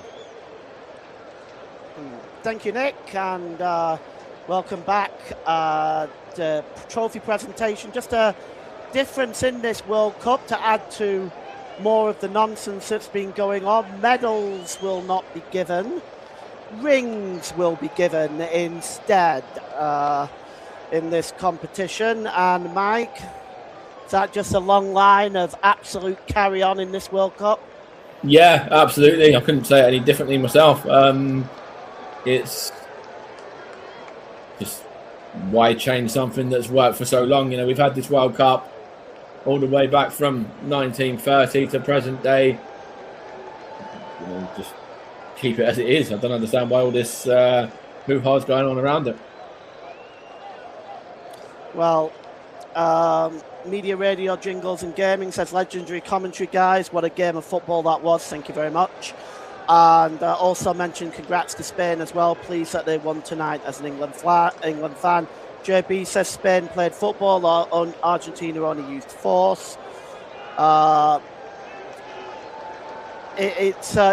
back to the presentation, it's going to happen very shortly, Mike, and the trophy is going to be presented by President Trump, which I'm sure is just going to be fantastic. Perhaps you'd like to add any thoughts you have on this World Cup with all of this nonsense coming in, like the halftime show and rings being given instead of medals. Do you think the US should ever be able to hold it again? I think they will get to hold it again. I think there's been, there has been those elements of making it into a show and a concert and doing things their way. But at the same time, you've had success stories as well with the way that they've hosted it, and Mexico and Canada as well, for that matter. Some of the games that have been put on show have really, sort of come good. And I don't want to go into politics or anything like that, but for an actual footballing point of view, it's been nice to see some of the stories of Cape Verde, of Curacao as well, of Jordan being there. It's been nice to see some of these nations involved. And, obviously I mentioned before, I wasn't a fan of the next one being branched out to 64 teams at the tournament. But, if you're going to get more nations like that, and then you will get shock results, you will get a Cape Verde taking Argentina to extra time and holding Spain. They could be very proud of their tournament and what they've done. Curacao as well. Jordan as well. I think Jordan scored against Argentina in the groups. There's nations like that who this World Cup has really benefited. Well, I mean, I'm not doubting the quality of the football with such a gifted group of athletes playing. I mean, they could have played anywhere in the world and it would have been a fantastic World Cup. Yeah. It's the other stuff that's troubled me, the hydration breaks, I'm certainly not glad to be seeing the back of hydration. I certainly am glad to be seeing the back of the hydration breaks. Yeah, that's one thing that, or advert breaks, as we all know they're used for, really. That's one thing that I certainly won't miss from this tournament. Yeah, me neither, to be honest. Some additional comments coming in. JB says, Paul, you've done an amazing job on comms tonight, and Mike too. Thanks very much, Yes, JB. Appreciate that. It's been nice to work alongside you, Paul, as well. We've not worked alongside each other for a while, and it's been nice to do this game alongside you today. It's been a good game to cover, obviously, with the World Cup final, and I'm sure we'll work together many more times throughout the coming season on EFL games. I'm trying to get involved in a few of them with you. And also Daniel has commented, I've enjoyed your commentary tonight as well. You both did brilliant. Thank you, Daniel. We're just looking at the scenes in Madrid right now, Mike. Oh, it's absolutely insane over there, as you expect. And I'm sure there's a few Estrellas going down nicely. And what is it, Riojas? And I'm sure there's plenty of those beverages being consumed right now. Yes, it'll be celebrations throughout the night in Spain. European champions and world champions. We're just being informed now. It's not for sure. They said I can't confirm this, but Luke has mentioned that he thinks Paredes did get a red card at the end of the game for, according to Flash Score. And Flash Score's very accurate. So, well, if he did, it's not before time. It was about 7 fouls too late. So, yeah, if that is the case, then well, he had to commit a full assault on him, Mike. I mean, he grabbed a hold of him. Yeah. I saw it. I saw the back end of it. I've seen Paredes for Boca Juniors. I know what type of a player he is, and he is an aggressive player. But he's a quality player. He's a good player. I just don't think he needed to behave like that tonight. No, and I think that if he has got a red card, then yeah, it's as I say, he should have been red carded well before the time that he actually was. Yeah. JB confirms it. He was sent off. ITV have confirmed it. Thanks, JB.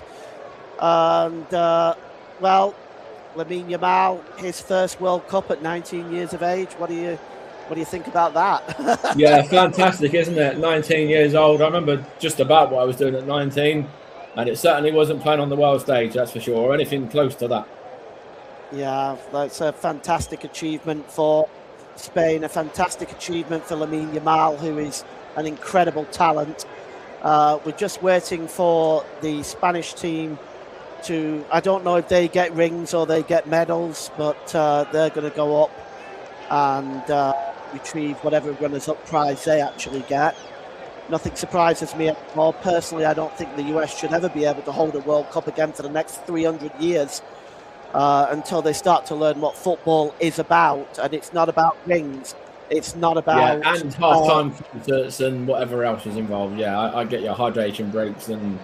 hydration breaks or 30-minute half times or anything like that. Or your president getting involved to overturn a red card for one of your best players. Like, you know, yeah, I agree on elements of that for sure. Yeah.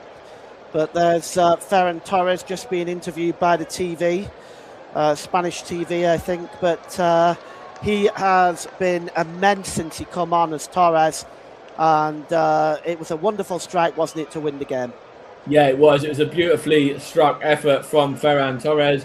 And Dan rightly called it. You know, we were talking about Mikel Moreno coming on and having an impact. Dan said that he saw Ferran Torres coming on and maybe being the match winner. And there you go. Dan was the man that got it right. Well, it's been not a great final to watch, but what we have seen, I think, is the right team winning it at the end. Comfortably, yeah. And it should have been more than the one that it was in extra time as well, with the chances that were created and the 2 goals disallowed. You know, it could have easily been 3 or 4 in extra time for Spain. Yeah, could have been in the end.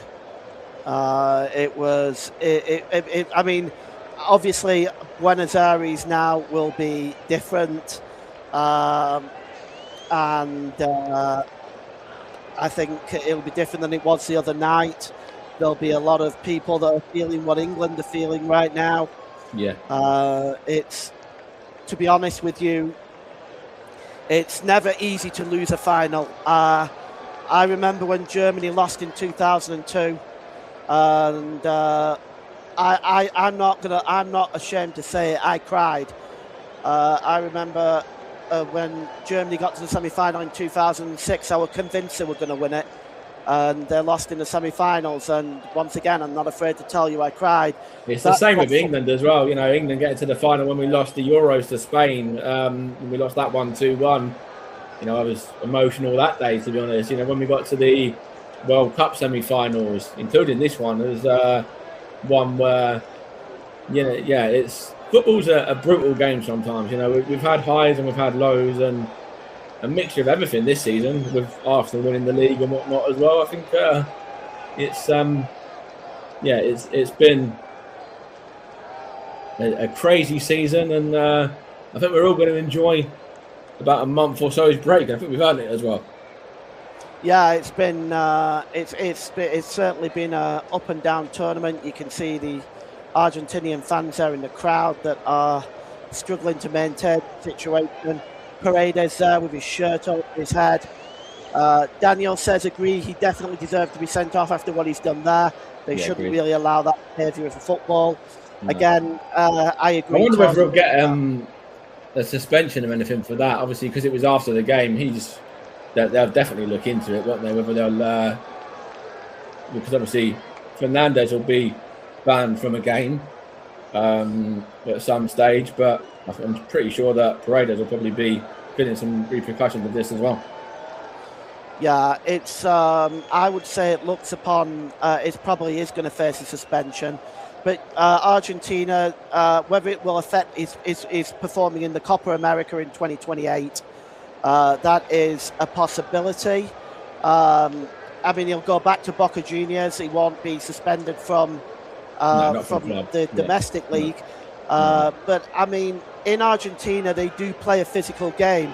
But I absolutely agree with Daniel. You can't do that to your, behave like that and expect not to be punished. Absolutely right. Yeah. Well, we're just waiting now, as there's a delay. There's Lautaro Martinez. We could have another half-time. We could have another concert in this time. Well, yeah. Well, no, we don't. We've had one's enough, thanks. But Porro here and the rest of the Spanish team, they have done such a wonderful job in this World Cup, especially defensively, and they're still a very young team. Even you talk about Lamine Yamal, but even like Nico Williams as well is another player that's going to have many, many more years in him. Sorry, I should say. Kabasi as well, the centre back. There's a lot of players there that will still be around in a few more years to come. Yeah.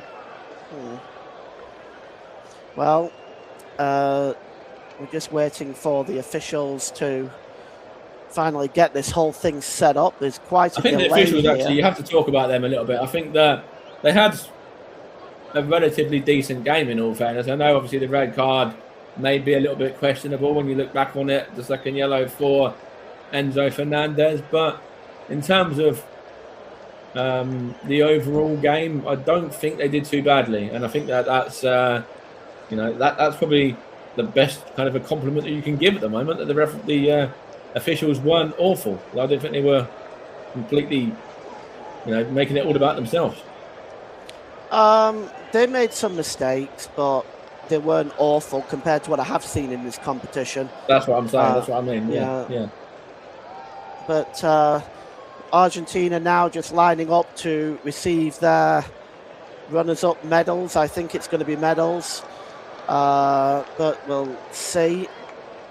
Here they come now, and there's supposed to be a dignitary party there that is supposed to hand them these things, but there is, does it? No, it doesn't. It's all rather confusing.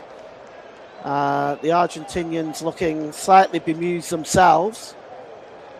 Just talking on Nick's comment as well. Personally, I think Lionel Messi's got one more tournament in him, and I think that'll be, the fact that Argentina are involved in hosting that. I think that'd be his starting off point. Could be. Well, the Argentinians now going over to the corner. I'm trying to figure out exactly what's going on. Because I don't... anyone knows. No, it baffles me as well. I'm not sure. Well, okay, so I think there's an area over in the corner where they're going to hand the World Cup trophy and the medals or rings, as the case may be, and that will be it really at that point, I think. And then the podium there in the middle. Is this why? I wasn't. That was. I don't know. I thought you were going to show there why Paredes was sent off again, but it didn't.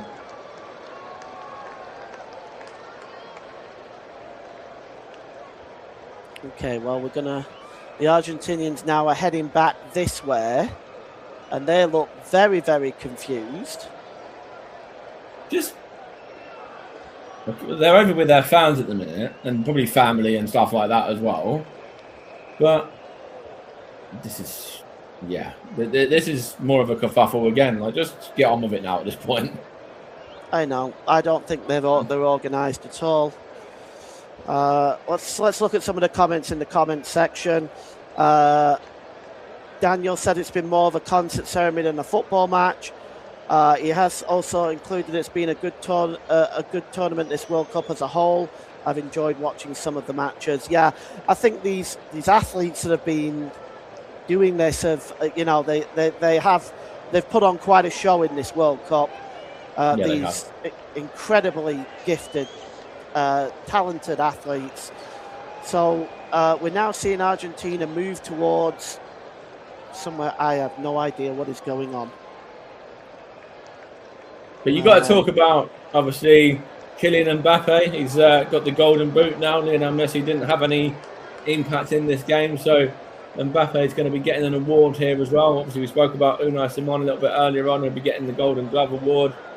So there's, at least maybe from a French point of view, they can say that they've had the top scorer at the tournament. England, of course, had their best finish since winning it as well with the victory last night. So it's not been all doom and gloom for England. And wow, that was a great game, wasn't it? The 10-goal thriller yesterday.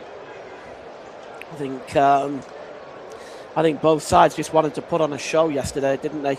I think both definitely. France and England were bitterly disappointed at getting knocked out at that stage. So we're now looking at an over-the-top look of the stadium. Now, presenting the trophy is Donald Trump. Here we go. Here comes Sergio Ramos with the trophy now. Yeah. But he's absolutely delighted that it's his nation that's lifting it. He played in that last final in 2010, didn't he, as well, I believe? Yes. Did he captain them in 2010? He probably captained them, didn't he, as well? I want to say yes. But he was world class, wasn't he? What a player! Fantastic player for not just Spain but Real Madrid as well, and club level.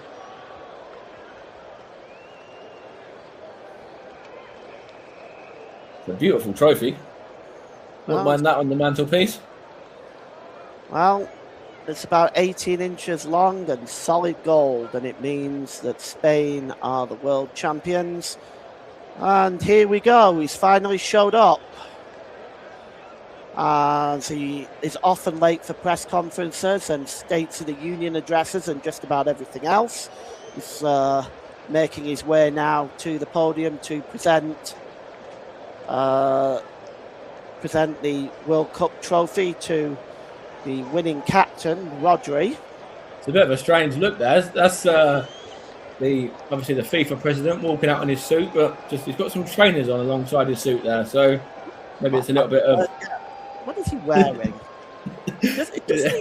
When you go on holiday, right, and you're not sure whether you want to go away for business or pleasure. That's what that is. He's business top half, and then bottom half of his trainers. He's like, or sneakers, as the Americans would call it. He's like, I'm going to just stick these on so I can go and play a game of tennis or something later afterwards. Yeah. Well, they are walking round in circles here now. Where is Donald taking his position? And what is going on now? It's a nice touch there, Sergio Ramos shaking hands with Lionel Messi. That was a nice bit of sportsmanship there. Well, it's two legends of the game. They'll never be forgotten. Absolutely, yeah. Yeah. We're now just waiting for the Argentinian team to come up. And you go, the officials coming up first of all. Yeah, they will get medals and applause. They've done a pretty decent job under difficult circumstances. They've all been involved largely in the tournament as well. They've all had parts to play in different capacity.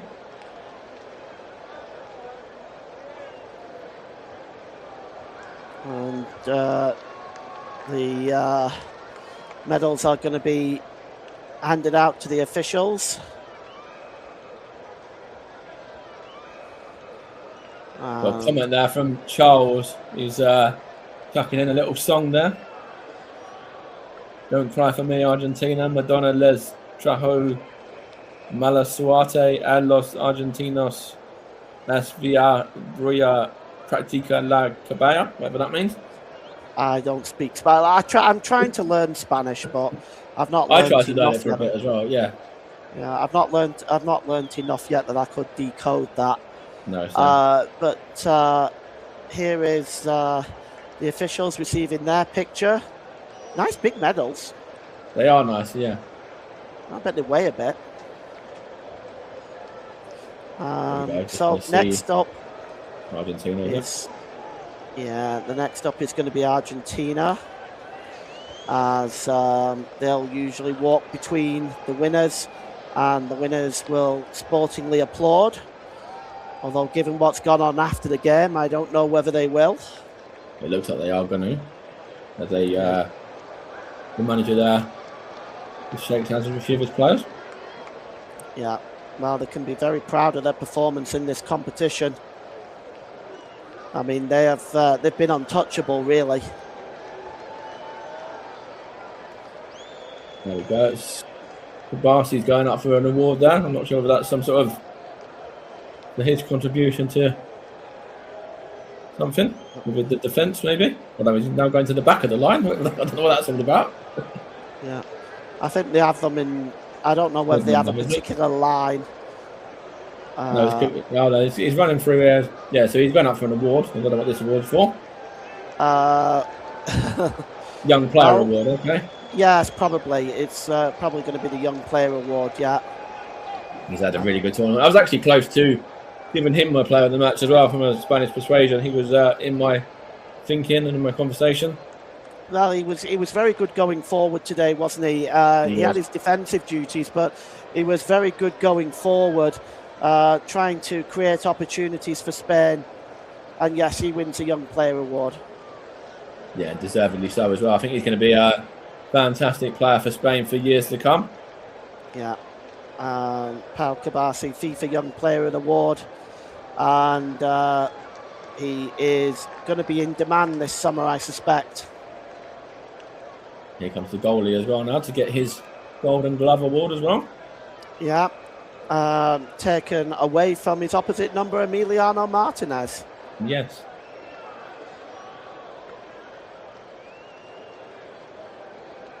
And he shakes the hand and gets the Gold Glove trophy. And what an incredible job he has done. Over a 90% save ratio. It's probably closer now to 0.10 goals against average. And it must be painful for Emiliano Martinez to watch that, knowing that he'd won that trophy just 4 years ago. He thought you're not going to have that many more tournaments than him. Maybe 2 more at the age of 29. He's, or maybe 1 more. Maybe the next one maybe is his last. Good goalkeepers can go into the late 30s. I think he's got a couple. Maybe 2 more then. Two more tournaments for him. Yeah. Now, I remember there was a few goalkeepers back in the 90s. I think like Neville Southall and people like that played on until they were about 41, 42. Didn't I think David Seaman was another one as well. Rodri wins Player of the Tournament as he shakes hands. Argentinians still waiting patiently. And you can see here that this is why Spain are deserving winners of this tournament. You know, there's the young player comes from Spain, the Golden glove comes from Spain. The player of the tournament comes from Spain. Or Golden Ball Award there, as they've called it, comes from Spain. There, you can see they're thoroughly deserved winners of this whole tournament. Yeah, and it's the second time for Spain. The second time for Argentina. They've nearly made history. They made the back-to-back finals in '86 and '90. They failed in 1990 to West Germany, and now have failed again, this time to Spain. That's the award winners there. Celebrate that. A little bit more 100% decorum record shown. from Spain as well, isn't it? Two tournaments and 2 wins. Yep, a little bit of decorum shown by Simeone there than the previous recipient. Yeah, they failed in Germany in 2014. Yeah, that was also, and they also failed in the 1930s against Uruguay, didn't they, as well? Here come Argentina now. Lionel Messi getting a good applaud. Handshakes all round in the end. I think everything's kind of calmed down. Sporting, nice by them to be shaking hands at the end of the game. They received silver medals.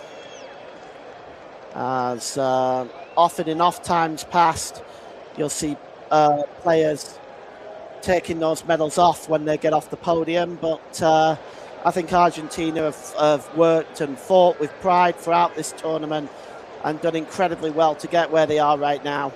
Yeah, they have. And they looked dead and buried against Egypt as well when they came back to win that game.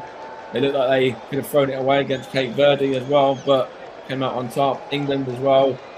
They've shown that they're still a force to be reckoned with. And when the next World Cup comes around, I'm sure you'll see a few of these familiar faces, but you'll see a bit more young blood coming through as well, and youthful exuberance coming into their squad. But they've had a fantastic tournament, and whatever you want to say regarding certain other elements to a bit of fortune they may have had and things like that, the quality shone through in games as well, and the fact that they've shown a never say die attitude. Well, they received their medals, and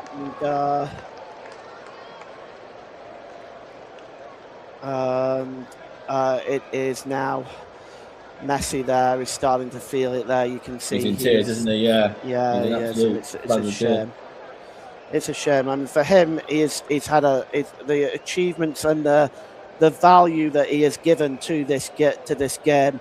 You have to remember that when people get into debates about who is the GOAT, and they say who is it? You forget they're actually human beings. Yeah.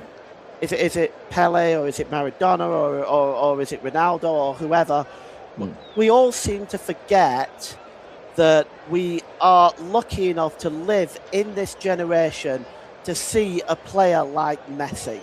It's superb. He's a phenomenal player. No matter which way you lean in that argument, he is a player just like Cristiano Ronaldo, who's hanging up his international boots after this tournament as well, who has given us everything. And you're right in what you say. They've given us many, many moments at club level, at domestic level, in Champions Leagues and all of that, and on the international stage as well. So we've got to speak about both Messi and Ronaldo in the fact that whichever way you're leaning towards in the GOAT, or however you want to refer to it as, they've both been phenomenal players for many, many years. Yeah, and we're just lucky enough to. I look at it as we should be grateful for the fact that we were born in this generation, so we could see it.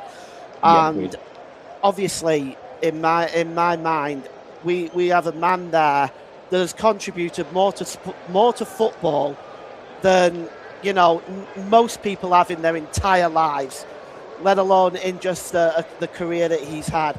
It's been absolutely superb. Spain now lining up, ready to take, and it's Raya up first, and they are getting medals, so that's good. Getting them in order of squad number as well. And David Raya, of course, doesn't feature in this tournament, but another winner's medal for him on the back of winning it in the Premier League as well. So I wonder whether the winners will also probably be receiving rings as well, but it's nice that they're still giving medals out. Working their way through. I think they're up to about position number 5 now. You can see one by one these medals are handed out to what is a very special group of athletes, and that are still as well as another one that's picking up another winner's medal again, and the goal scorer there just a minute ago, and that are still within their prime to continue. And I don't think a lot of people have said England are going to have a chance in Euro 2028. Well, they might have a chance, but I don't think they can beat Spain. Sorry to all the England fans out there. I don't think you can beat Spain. No, but I do think that could potentially be the final, though. Oh, yes, that could be, for sure. Be 2024 all over again. Yeah, but Jeremy Pino now coming up. And who's next up here? It's Pedro Porro. And, well, what a performance by him today as well. Really solid display. He's had a really good tournament, Pedro Porro. I spoke about it during the commentary as well. Chipped in with a couple of goals. Rebecca has a comment to make. My country has a horrible habit of Las Vegasing everything. We put the wrong things first, like commercials, which equal hydration breaks. Yeah. Definitely agree with you, Rebecca. And here comes Williams now. He made a difference when he came on. Really made it very hard for that Argentinian defence. Also picks up an assist for the goal, of course. Could have had a goal himself as well, just before that, the start of the first period of extra time. Yeah, here's Lamine Yamal. His first World Cup at 19 years of age. What a talent. And again, we are lucky enough to be born to see this man in his best years. And what a quality and what a superstar he is going to be. Yeah, most definitely. He's a fantastic player and somebody that's going to be around for a while for Spain. And you say it there, there's so many of these players that are going to be around for a while. There's another one coming up now as well in Kabasi. Yeah, and the goalkeeper, Simeon, whose performances in this competition has been absolutely outstanding. And now here is Marc Cucurella, another one who's been part of that solid Spanish defensive line. Yeah, and you can say what you want to say about Marc Cucurella and the way that he plays sometimes, and you know, in that game against England back in 2024 as well, he might not have been everyone's cup of tea, but he's a phenomenal player, and obviously he's got his move to Spain now. Yeah, and here is the coach, the mastermind behind it all, Luis de la Fuente.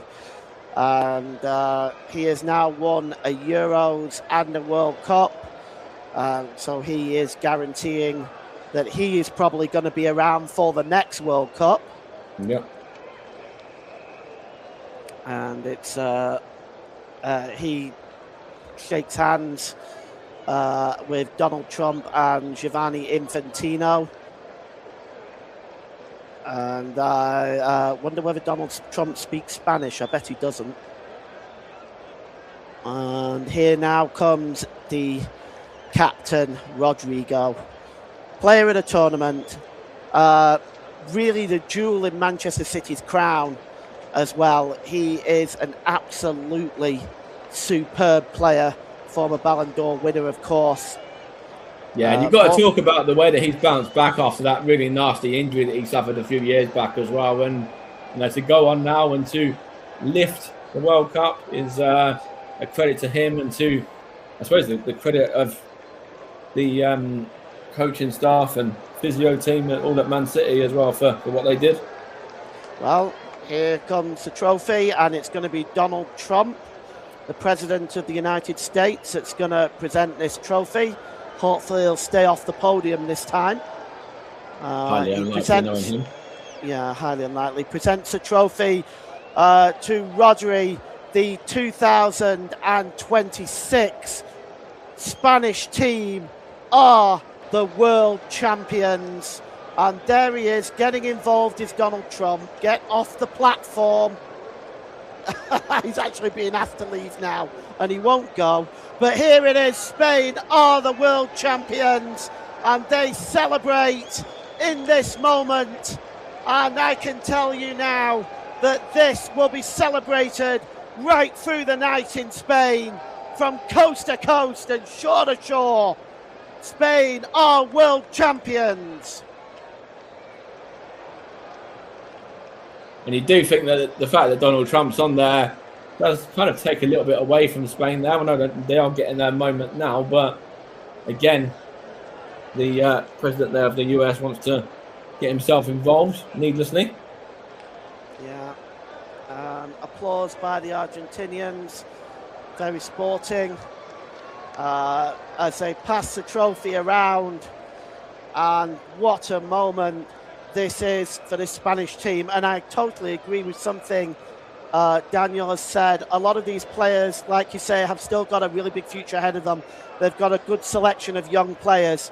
And this could be the team that dominates world football for the next 8 years. You've got Pedri as well as one I've not mentioned yet in regards to somebody that's still very, very young, alongside obviously Kabasi and Yamal and Williams and some of the other lads that are still on the bench as well. Gavi,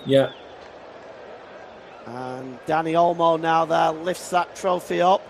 I wonder how heavy it actually is. I can remember someone really dropped it a few years ago, didn't they? Yeah. I can't remember who it was, but I remember seeing that as well. Yeah. Well, another World Cup comes to an end, Mike. Just before I hand back to Nick, I just want to thank all of the listeners that have been on tonight. Thank you very much for spending your afternoon with us, your evening with us, your morning with us, whatever. We thank you very, very much for that. Just to let you know what we've got coming up on the channel, there is going to be about a week's break. And then we are going to bring some games from South America, the Argentinian League, the Brazilian League. And we're also going to be bringing Championship games and Premier League games. This coming season, we're going to be bringing more games than ever. So stay tuned. Back to you, Nick. Oh, sorry, Mike, go ahead. Give us your thoughts on that game. No, that's fine, Paul. Not to worry, mate. So, yeah, I think that Spain deserved winners. And, it's a tournament that they've been exceptional in. As I said, when the presentation was being done there's a fantastic amount of Spanish players that are involved in picking up awards individually and obviously the World Cup trophy itself. So the right team won it for me. And yeah, Russ, as I said there, Carabao Cup games, FA Cup games, but the Community Shield, there's plenty of stuff coming up on the channel. But yeah, in regards to this final, Spain deserved winners, and Argentina just went out of this final and, well, I shouldn't say went out of the final, I should say lost this final really with a whimper really. But Spain deserved victors of this game, and I'm sure, as I've mentioned before and others have mentioned, this team are going to be a real force with the players that they've got in future years. So thank you very much for allowing me to work alongside you, Paul, and let's go back to Nick and the rest of the pundits in the studio. Thanks, Mike. Well, like you said, the 2026 World Cup does indeed come to a close, and I have to ask you, Luke, with the quality players that Spain have, do you agree with what Mike and Paul said, that they will dominate world football for many years to come? Yeah, potentially, Nick. There's a lot of talent around in a lot of squads. I think there'll be some other squads that need to do a bit more of a rebuild. But I definitely think that Spain have it in them to be a little bit more dominant again in the next couple of tournaments. So, yeah, potentially. That's right because Luis de la Fuente, he's been with Spain for many years. He may well have coached some of those players during their youth days, and to take them from under 20s to where they are now, absolutely phenomenal. But Russ, the burning question I want to ask. With Argentina's loss, will this definitely be Lionel Messi's last World Cup? Well, Nick, I think it could be, but you never know, because some people don't like going out on a defeat, and that's what Messi will have done if he leaves after this World Cup and retires from Argentina national team. But you never know, he may have one last go at it in 4 years' time. But we'll just have to wait and see for the announcement to come from Lionel Messi in the near future. Before I ask Dan, just to be clear, Argentina, Paraguay and Uruguay will host one group stage match in the 2030 World Cup. The remaining games will be spread across Spain, Morocco and Portugal. Dan, do you agree? Dan, do you agree with what Russ says? Is Lionel Messi that unpredictable? He might well come back for 2030. By then, he'll be 43. That's what I was going to bring up, Nicholas. He will be 43 by the time the next World Cup comes. Excuse me. You don't know what other rising stars Argentina might have by then. Mascherano, who was at Real Madrid. And he can only be picked for his national team, surely, if he's still playing club football at 43 years of age. I think this will be it for Lionel Messi. I mean, Ronaldo was 41 at this World Cup, 43 in a couple of extra years. If he's still fit and well, you never know, but I don't expect to see him at the next World Cup. Maybe in a coaching role, but not as a player. I would have to agree. It just amazes me how many sportsmen can still keep going, even even past their 40s. I mean, anyone who's familiar with Formula One, Fernando Alonso, who is 45, I believe, he's still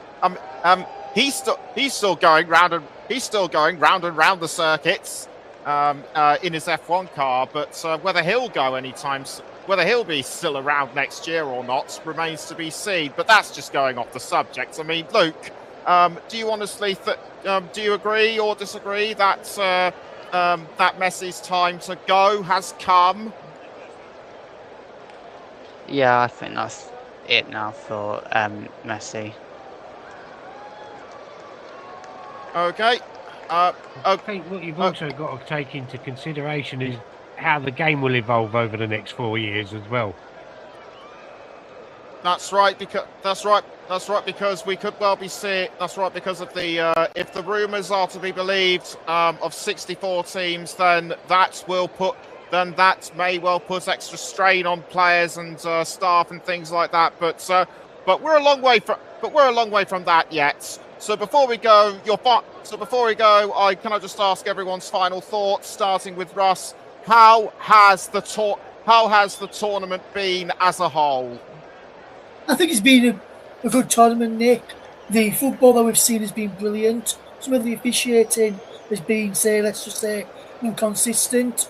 But for me, I've enjoyed watching the tournament. I've enjoyed working on the games as well on the channel with everybody who's took part this summer. So I want to say a big thank you to everybody. So that's Paul, Mike, yourself, Nicholas, Dan, Luke for tonight, and Alex Peters as well. We'll have all your names up on the screen in a few minutes' time once we round out the show tonight. I just want to say a big thank you to everybody who's took part in the coverage on the channel, and also all our listeners and new subscribers. If you're new tonight listening to this for the very first time, if you enjoyed what you've heard from Paul, from Mike, from Nick, Dan, Luke and myself, please drop us a like, please drop us a subscribe, hit the notification bell, and please join us for the upcoming matches this season. A fantastic tournament and one I've looked back on and enjoyed, and I just want to say a very special thing for me as well, Nick. It's the first time ever I've managed to watch every single match at a World Cup tournament. All 104 matches completed now, and I've watched every single one of them. If only we could make a special trophy for you. But Dan, you next. What have you made of this tournament as a whole, despite the so-called inconsistencies? Do you still think it's been great to enjoy and one to look back on? I'm just going to focus on the positives. I think that we've seen some absolutely fantastic football, some great shocks, which we all love. the underdog. And it's been fantastic to see countries like Cape Verde, Curacao. I know Panama was in the last World Cup, but Panama have greatly improved since the last World Cup. And little nations like that provided us with a lot of joy, a lot of excitement over the tournament. Overall, I've thoroughly enjoyed the tournament, and I've thoroughly enjoyed working on a lot of the games and working with everyone that I have worked with covering those games. Yes, indeed. And I personally feel that the host nations have improved themselves. Have improved themselves as teams, even though they went out in the round of 16. But that's something to be discussed for another time. Luke, your final thoughts on the 2026 World Cup. Is this a tournament you'd look back on with the great football, the stadiums, and of course the shots involved? Yeah, I think the football's been pretty good. I mean, to be honest, we've seen some crazy scores, and even games at altitude. Let's not forget games at altitude. That was mentioned a lot. But yeah, we've seen some decent games.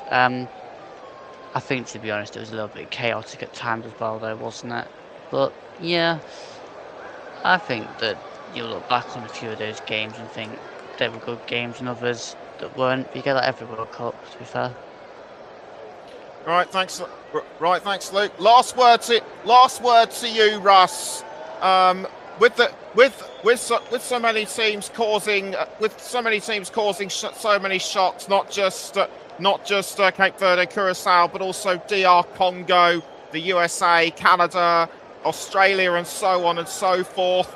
Going into 2030, with those teams that still have aspirations of themselves, i.e., those yet to qualify or those that didn't make as good impression as I hope they would have done in this year's World Cup, do they look ahead to 2030 and say, yes, we can do better? You think you've got to, Nicholas, but with the likes of Cape Verde, I think they've shown this tournament what they're all about. They took Argentina all the way to extra time and lost there, run Spain close, and got a draw against Spain. So for me, Cape Verde are the ones I've forming risking all the heads up high. Curacao not as much. You thought they'd have put up a bit of no offense, take nothing away from Germany, what quality side they were, or should I say they are, but they should be winning comfortably against Curacao, so take nothing away from that game. But other games, went a decent fight, just couldn't find the back of the net in some matches.